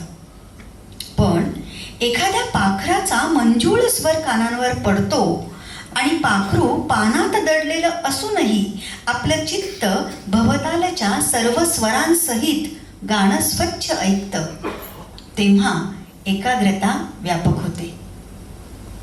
आपण न दिसणाऱ्या पाखराच्या गाण्यात हरवून जातो. मनाला काळवेळ राहत नाही, भवतीचं भान राहत नाही आणि तरीही मन शांततेच्या अपार पसरलेल्या निळ्याशार समुद्र पाण्यात सचैल न्हातं. अशा चित्ताच्या शांततेतच काळजाच्या ठोक्याचं गाणं कळतं, केवळ स्वरबद्ध असलेलं. मला वाटतं ही शांतता या क्षणी तुम्हाला अनुभवायला आवडेल शब्दांमधून.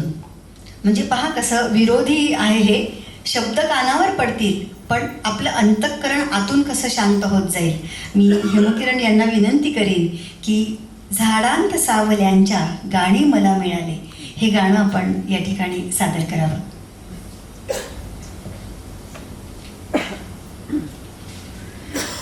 अशा अनेक कवितांना हेमकिरण यांनी स्वतः चाली दिलेल्या आहेत. अनेकदा ते गातात, कधी समूहात कधी एकट्यानंच, पण खूप सुंदर श्राव्यानुभव तो असतो याची प्रचिती आपण आत्ताच्या कार्यक्रमात 2-3 गाण्यांमधून घेतलेली आहेच. तसंच एक सुंदर गाणं जे सरदेशमुखांनाही अतिशय आवडलेलं होतं, गझल आहे ती. मी त्याला गेला गेला कुठे गेला पाऊस हा मेघातला ही कविता म्हणायला कारण ते गीत केले त्यांनी, पण पाऊस आलाय आता आपल्याकडे, त्यामुळे आता त्या कवितेकडे नको, या आपल्या झाडातल्या कवितेकडे. आणि आलेल्या पावसाचंही एक सुंदर गाणं त्यांनी केलेलं आहे, ते सांगू आपण मग त्यांना.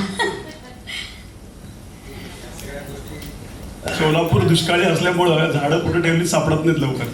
आपण ते पण कसं काही विसरूनय असा एक माझा हे होतं. एका चांगल्या त्याचं कवितेचं हे स्मरण आहे आणि ती पण कविता अशीच या मनाच्या अवस्थेमध्ये लिहिली गेलेली आहे.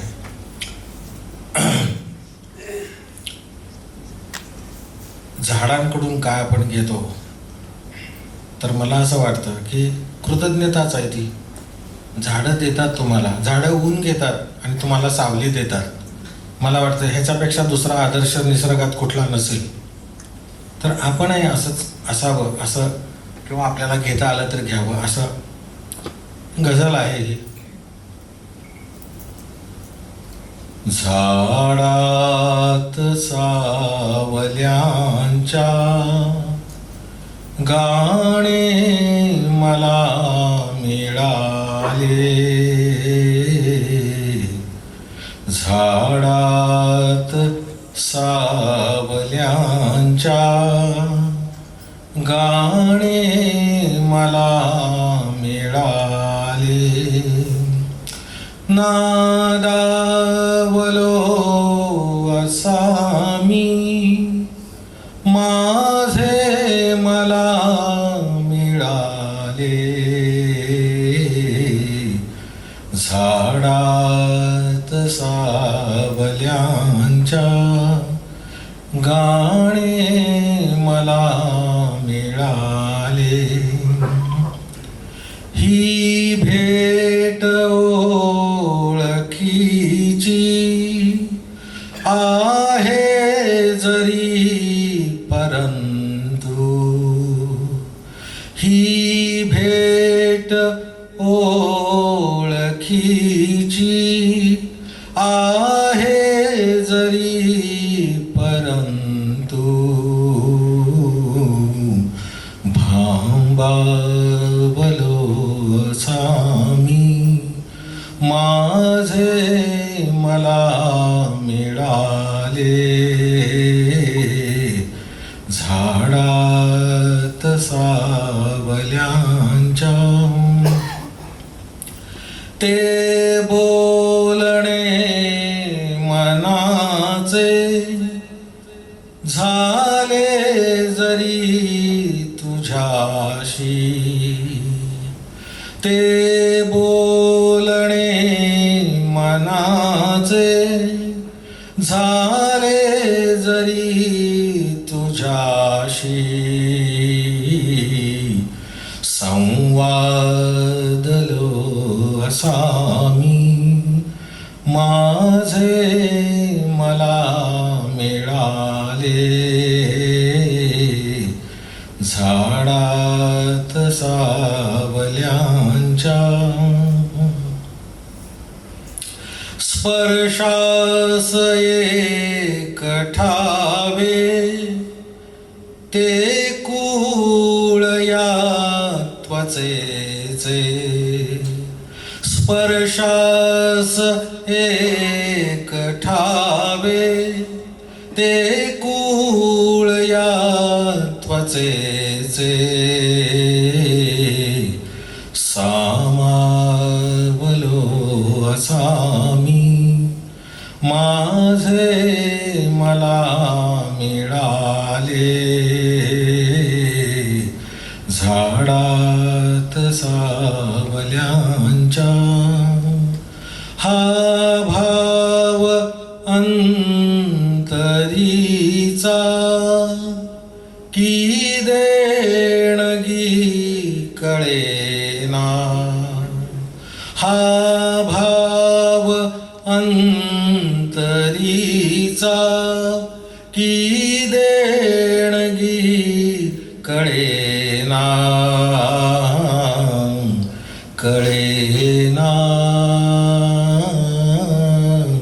कळेना हा भाव अंतरीचा की देणगी कळेना भारावलो असा मी माझे मला मिळाले झाडात सावल्यांच्या गाणे मला मिळाले नादावलो असा मी माझे मला मिळाले झाडात सावल्यांच्या.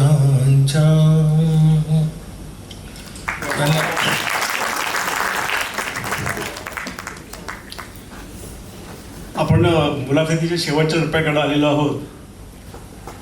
कारण प्रश्न खूप आहेत, पण आपण काही महत्त्वाचे दोन आता प्रश्न शेवटचे घेऊयात. हे किरण, आता आपण जे कृष्णमूर्ती, जिजू कृष्णमूर्ती आणि सगळ्या याच्याकडं बघितलेलं आहे. कबीर रंगाबद्दल पण आपण बोलणार आहोतच, पण त्याच्या आधी मला एक प्रश्न असा विचारायचा आहे, एक भाषांतराचा प्रश्न आहे. तर तो विचारण्याच्या आधी, मराठी शिकवायला तुला शाळेमध्ये वडीलच होते, बरोबर आहे?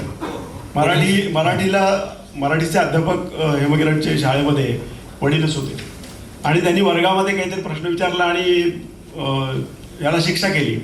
तर तो काय प्रसंग आहे तो तर आता आपण ऐकणारच होतो त्याच्याकडून. पण हेमकिरणनी कविता जी केली ती फॅमिलीच्या संदर्भामध्ये, कुटुंबाच्या संदर्भामध्ये, म्हणजे पत्नीच्या संदर्भामध्ये.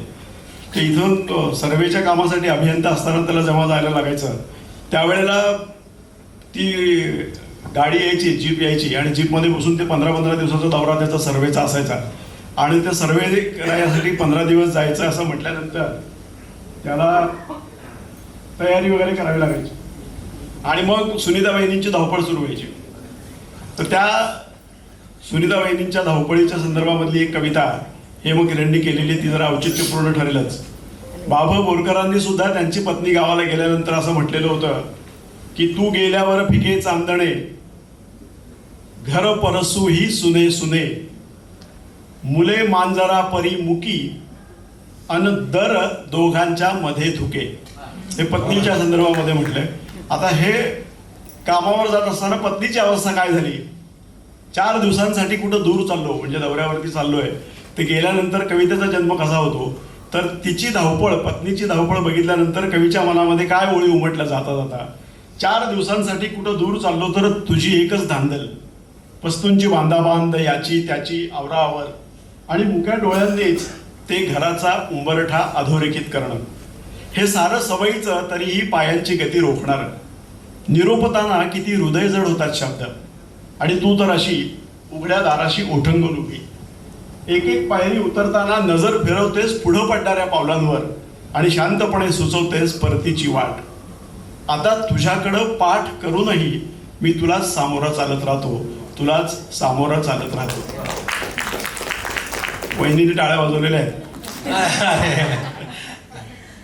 तर ही कविता आणि आईच्या संदर्भातली कविता, पण याबद्दल काय सांगणार आहेस तू?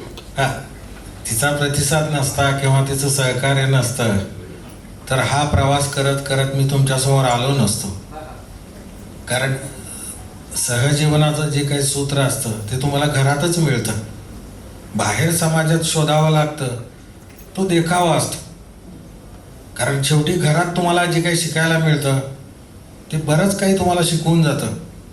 तर तिच्या सहवासात अशा काही गोष्टी आहेत की एखाद्या कवितेची एखादी ओळ किंवा एखादा शब्द, तर ते जसं आपण तांदूळ निवडताना खडे बाजूला काढतो तसं तिचं ते ती समीक्षा असायची. अति ती ओलाव्यातली आत्मीय अशी की हे कसं तरी वाटतं, हे बहुतेक कळत नाही आहे दुसऱ्यांना, तुम्ही फार अवघड शब्द वापरता.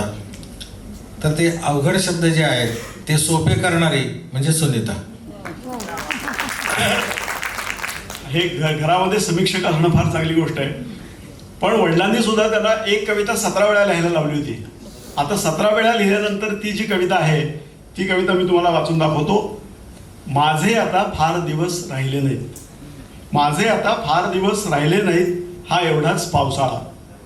निरोप घेताना आई बोलली, निरोप घेताना आई बोलली, माझे आता फार दिवस राहिले नाहीत, हा एवढाच पावसाळा. एसटीच्या खिडकीशी बसल्यावर तिनं चष्म्यावरचं धुकं पदरानं पुसलं, व्याकुळ होऊन माझ्या आटलेल्या डोळ्यांमध्ये पाहिलं. मग काळीज ओल्या स्वरामध्ये ती म्हणाली, अधेमध्ये घराकडे येत जा, अधेमध्ये घराकडे येत जा, पात्र कोरडं असलं तरी ते चंद्रभागेच आहे एवढं मनात असू दे. मी नुसताच जमिनीला झालेल्या झाडासारखा खिडकीजवळ उभा राहिलो. आणखीही तिला काही बोलायचं असतानाच एसटी जागेवरून हल्ली. उभ्या उभ्या मी पाहत राहिलो, पुढंच निघालेली एसटी. आईचा खिडकीतून बाहेर आलेला हात जो फूल गळून पडलेल्या देठासारखा हलत होता झाडासकट, हलत होता झाडासकट. आता ही कविता त्याच्या वडिलांनी म्हणजे 17 वेळा लिहायला लावली आणि ही कविता झाली. त्याच्यानंतर ही कविता इंग्रजीमध्ये केली आणि ही इंग्रजीतली कविता आपण वडिलांनी जी केली ते त्यांच्याच पद्धतीने ऐकूयात. आणि मीर अफजल दौलताबादकर हे हेमकिरणचे अतिशय जवळचे मित्र आहेत. त्यांच्या काही उर्दू कविता ज्या आहेत त्या हेमकिरणनी मराठीमध्ये आणलेल्या आहेत. त्यापैकी एका उर्दू कवितेचा अनुवाद हेमकिरणनी आता आपल्या पुढं सांगावा आणि ती इंग्रजी कविता. तर हे सुद्धा तुम्हाला पूर्वसुकृतानच लाभतं, घरातच तुम्हाला अनुवादक मिळतो. कारण तर आपण बाहेर शोध घेत राहतो. आणि ही कविता लिहिताना बऱ्याच वेळेला जसं रजनीश म्हणाल 17 वेळा खरोखर घडलेली घटना आहे. त्याचे सगळे म्हणजे तर्जुमे माझ्याकडे आहेत. ही 17 वेळा एखादी कविता लिहायला लागते. तर पुनर्लेखन आणि परिष्करण ह्या 2 गोष्टी मी वडिलांकडून शिकलो की लिहायचा कंटाळा करायचा नाही आणि त्याच्यावर आपल्याला जोपर्यंत अर्थ प्रतीत होत नाही, प्रत्ययकारी होत नाही, तोपर्यंत संस्कार करत राहायचा. हे मला वडिलांनी दिलेली गोष्ट आहे. तर ते इंग्रजी कवितेचा जो केलेला अनुवाद आहे, अशा आता निरोपची कविता वाचली रजनीशने ती गुड बाय. वडिलांची शैली आहे इंग्रजी वाचायची. माझे वडील मला 9वीला वर्ग शिक्षक होते. हा सुद्धा अनुभव बऱ्याच जणांच्या आयुष्यात येणारा नाही. मला वडिलांनी मराठी शिकवलं आणि एकदा मला कविता वाचता आली नाही म्हणून घरातून म्हणजे वर्गातून हाकलून दिलं होतं. तर काय अंत्याक्षर मला कवितेचं पूर्ण उच्चारता आलं नाही म्हणून. हा अनुभव माझ्यासाठी आता एक खूप मोठा शिकवणारा अनुभव झालाय. असे वडील.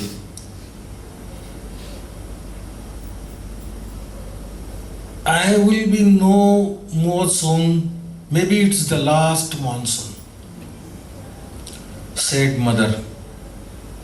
I will be no more soon, maybe it's the last monsoon, said mother. Sitting near the window of the ST bus, she cleaned the foggy glass of her specs with her sari. While cleaning it, she anxiously looked at my dried eyes. Words of tears sprang to her lips from the bottom of her heart. Do try to come home. Do try to come home. No matter the bed of the river is dry, but it's of the river. Chandrabhaga, mind this very well. Words she uttered made me feel like a tree without earth. Words she uttered made me feel like a tree without earth. Her lips shivered and shivered. Her lips shivered and shivered. The ST bus now left the stand and I could simply look at it with my naked eyes. The hand of my mother that come out of the window was shaking like a stalk without flower along with the tree. I will be no more soon. Maybe it is the last monsoon, said mother. ही कविता सोलापूर विद्यापीठात BA अभ्यासक्रमामध्ये समाविष्ट झालेली आहे. निरोप कविता. आता मला ह्या सगळ्या गोष्टी सांगताना म्हणजे मीरची आठवण आहेच, तो इथं आलेला पण आहे. आणि हा आमचा प्रवास कॉलेज जीवनापासूनचा आहे. 1979 पासून आम्ही सोबत आहोत. एकाच कॉलेजमध्ये शिकलो. नंतर एक म्हणजे सर्व्हिस पण आम्ही आता शेवटी रिटायर होताना आम्ही एकत्रही होतो. बरीच वर्ष आम्ही एकत्र कवितेचा सहप्रवासही केला. त्याच्यामुळं उर्दू जाणण्याची एक चांगली संधी मला मिळाली. एका बाजूनी वडील, दुसऱ्या बाजूनी मीर सारखा मित्र. आणि इतका चांगला ओलावा मित्रतेचा असताना ह्या सगळ्या गोष्टी शिकायला इतक्या सोप्या गेल्या की भाषा शिकणं हे तुम्हाला अभ्यासक्रमातूनच हवं असं मला कधी वाटलं नाही. कारण असं जसं आपण लहानपणी आईकडून भाषा शिकतो तशी नंतरही शिकण्याची सोय असते मित्रांकडून शिकण्याची. तसं या छोट्या छोट्या गोष्टी ज्या होत्या माझे कधी कधी वेडेपणाचे प्रश्न असायचे. मी मीरला विचारायचो, अरे इसका मानी क्या है, इसका मतलब क्या है. शांतपणे समजून सांगायचं हे असं असं आहे, असं आहे. तर त्याची जी उर्दू कविता आहे त्या उर्दू कवितेचा मी आधी वाचतो आणि नंतर माझा मराठी अनुवाद आहे तो वाचतो. म्हणजे मला असं वाटतं की मित्रता तुम्हाला कुठं घेऊन जाऊ शकते. आज आम्ही तिघजण इथं आहोत.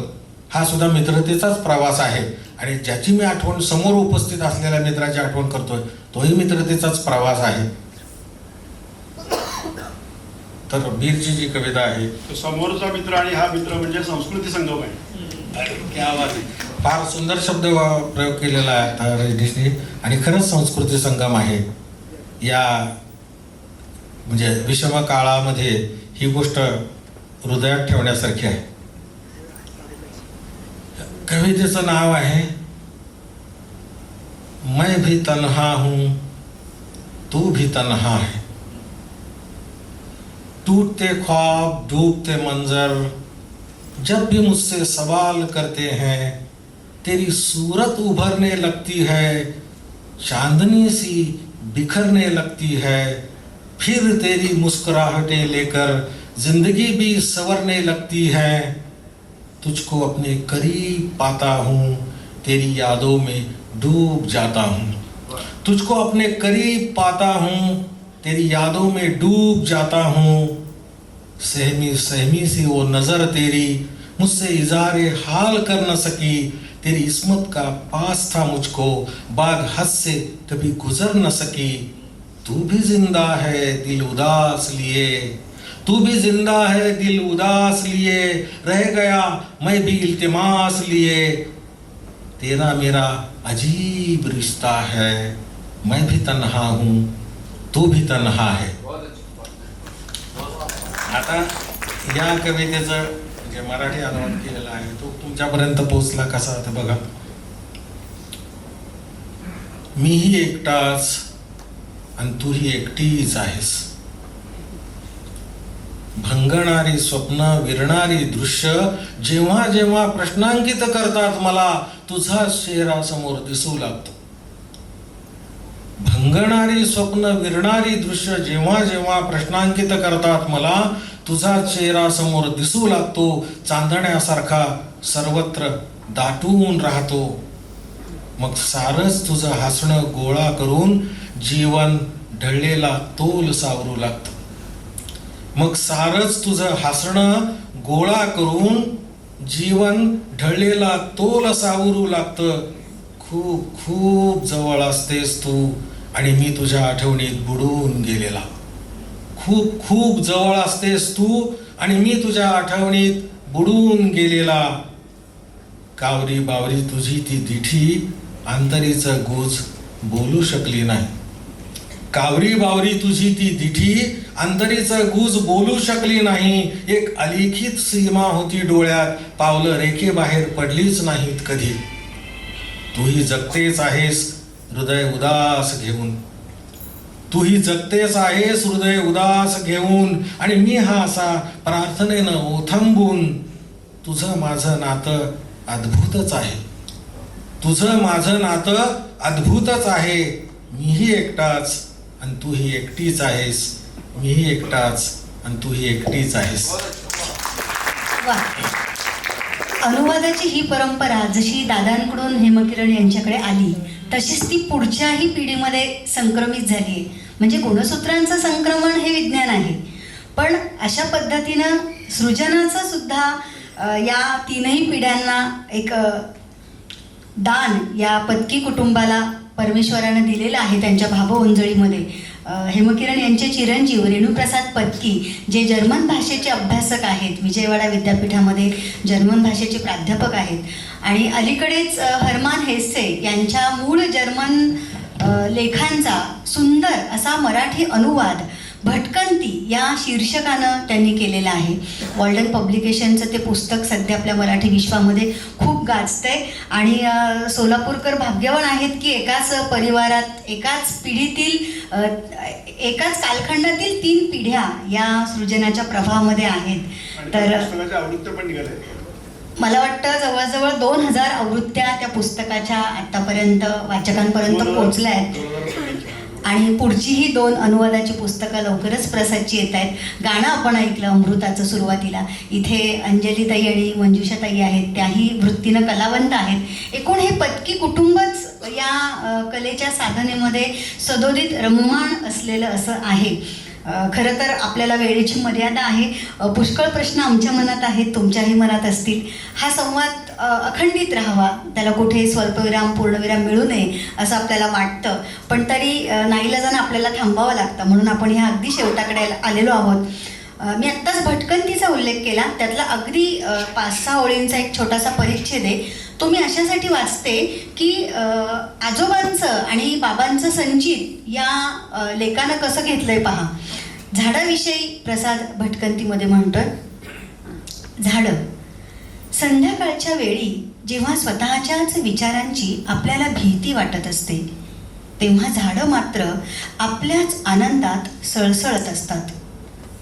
झाडांचे विचार देखील त्यांच्याप्रमाणेच दीर्घ पल्ल्याचे, दीर्घ श्वासाचे आणि शांत स्वरूपाचे असतात. आपण झाडांचं बोलणं ऐकत नसतो, पण आपण ते ऐकू तेव्हा आपल्याला झाडं थोरा मोठ्यांसारखी वाटतील, ज्येष्ठ वाटतील. आपण झाडांना ऐकण्याची कला शिकून घेतली तर मात्र आपल्या उतावीळ विचारांना अपरिमित आनंदाचं परिमाण लाभेल. झाडांचं बोलणं जो ऐकू शकतो तो झाड होण्याची इच्छा करत नाही, तो स्वतःपेक्षा वेगळं होण्याची इच्छाच करत नाही. आणि तेच असतं घर सापडणं, ठाव गवसणं. तोच असतो खरा आनंद. पहा, म्हणजे अनुवाद सुद्धा स्वतंत्र सृजन असावं आहे याचा हा एक छोटा नमुना मी तुमच्यासमोर फक्त ठेवला. आणि झाडाविषयीच हेमकिरण काय म्हणतात, पाखरांचं झाड असतं, झाडाचं असतं आभाळ, आणि आभाळाची पुन्हा गर्भार जमीन. म्हणून एकमेकांमधला अंकुरत राहतो अवकाश, दिशांना न जुमानता शब्दशील असतो आपापसातला कनवाळू प्रकाश. वा. आता आपण ह्याची संत रामदासांची चौपदी जशी आपण ऐकतो सज्जनगडावर वगैरे गेल्यानंतर, तशी चौपदी पहिल्यांदा आपण शब्द पोवळा देरामची अमृताची ऐकली. त्यातल्या पहिल्या कडव्याचं वाचन प्रियाताईंनी करावं आणि मग त्या वाचनाने आपण या कार्यक्रमाची सांगता बघूया. त्याआधी मी आपल्या सर्व श्रोत्यांना मनपूर्वक धन्यवाद देऊ इच्छिते. प्रिसिजनची संपूर्ण टीम, त्यांना मनापासून धन्यवाद की हा एक सुंदर हार्दिक असा संवाद आज आपल्या माध्यमातून या सोलापूरमध्ये या रम्य सायंकाळी झाला. एक मर्मबंधातली ठेव सर्वांसाठीच हा दिवस ठरेल अशी आशा व्यक्त करते. या चौपदीनं आपण या मुक्त संवादाची सांगता करूयात. त्याआधी आपण काही बोलू इच्छिता? जास्त वेळ लागेल.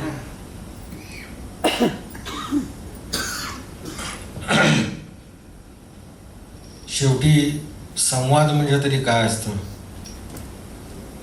बोलणारा ऐकत असतो आणि ऐकणारा बोलत असतो, तेव्हा संवाद घडतो.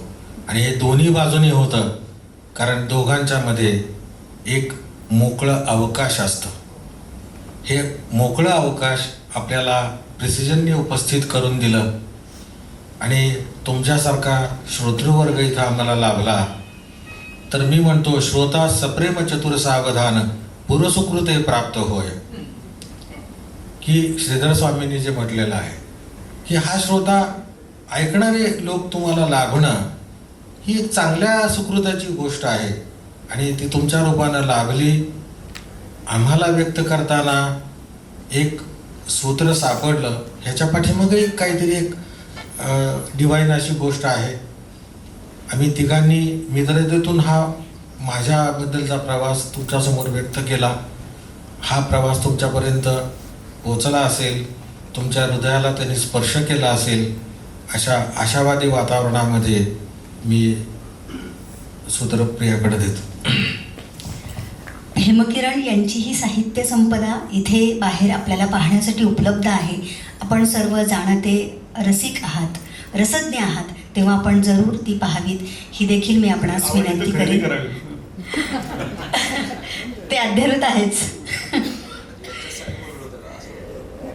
तर या सुंदर अशा भावमधुर चौपदीनं आपण या मुक्त संवादाची सांगता करूयात.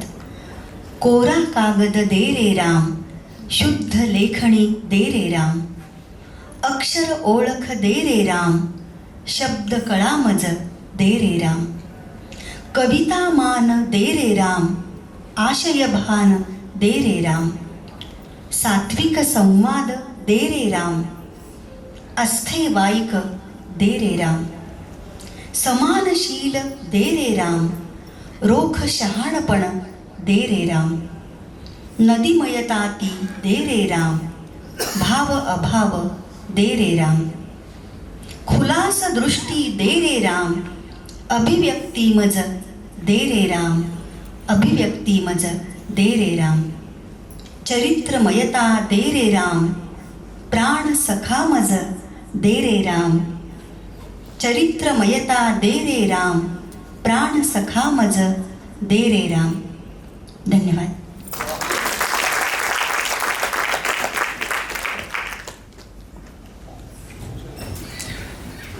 मनपूर्वक धन्यवाद. आज एक प्रमुख पाहुणे माननीय हेमकिरण पत्की सर, मुलाखतकार पत्रकार रजनीश जोशी सर आणि प्राध्यापिका डॉक्टर प्रिया निगोस्कर मॅडम, या मान्यवरांचे आभार मानतो. उपस्थित सर्व रसिक बांधव, आपण देखील अत्यंत शांतपणे, जसं म्हणाले, ऐकणारे रसिक आम्हाला भेटले. त्यामुळे प्रिसिजन फाउंडेशनच्या वतीनं उपस्थित सर्वांचं मी आभार मानतो. प्रिसिजन वाचन अभियान हा कार्यक्रम केवळ कार्यक्रम नाही, तर विचारांना, पुस्तकांना आणि माणसांना जोडणारा हा एक सुंदर प्रवास आहे आणि आपण सर्वजण पुढच्या सहप्रवासात एकत्र येणार आहोत 5 सप्टेंबर 2026 रोजी पुढच्या कार्यक्रमात. तोपर्यंत नमस्कार.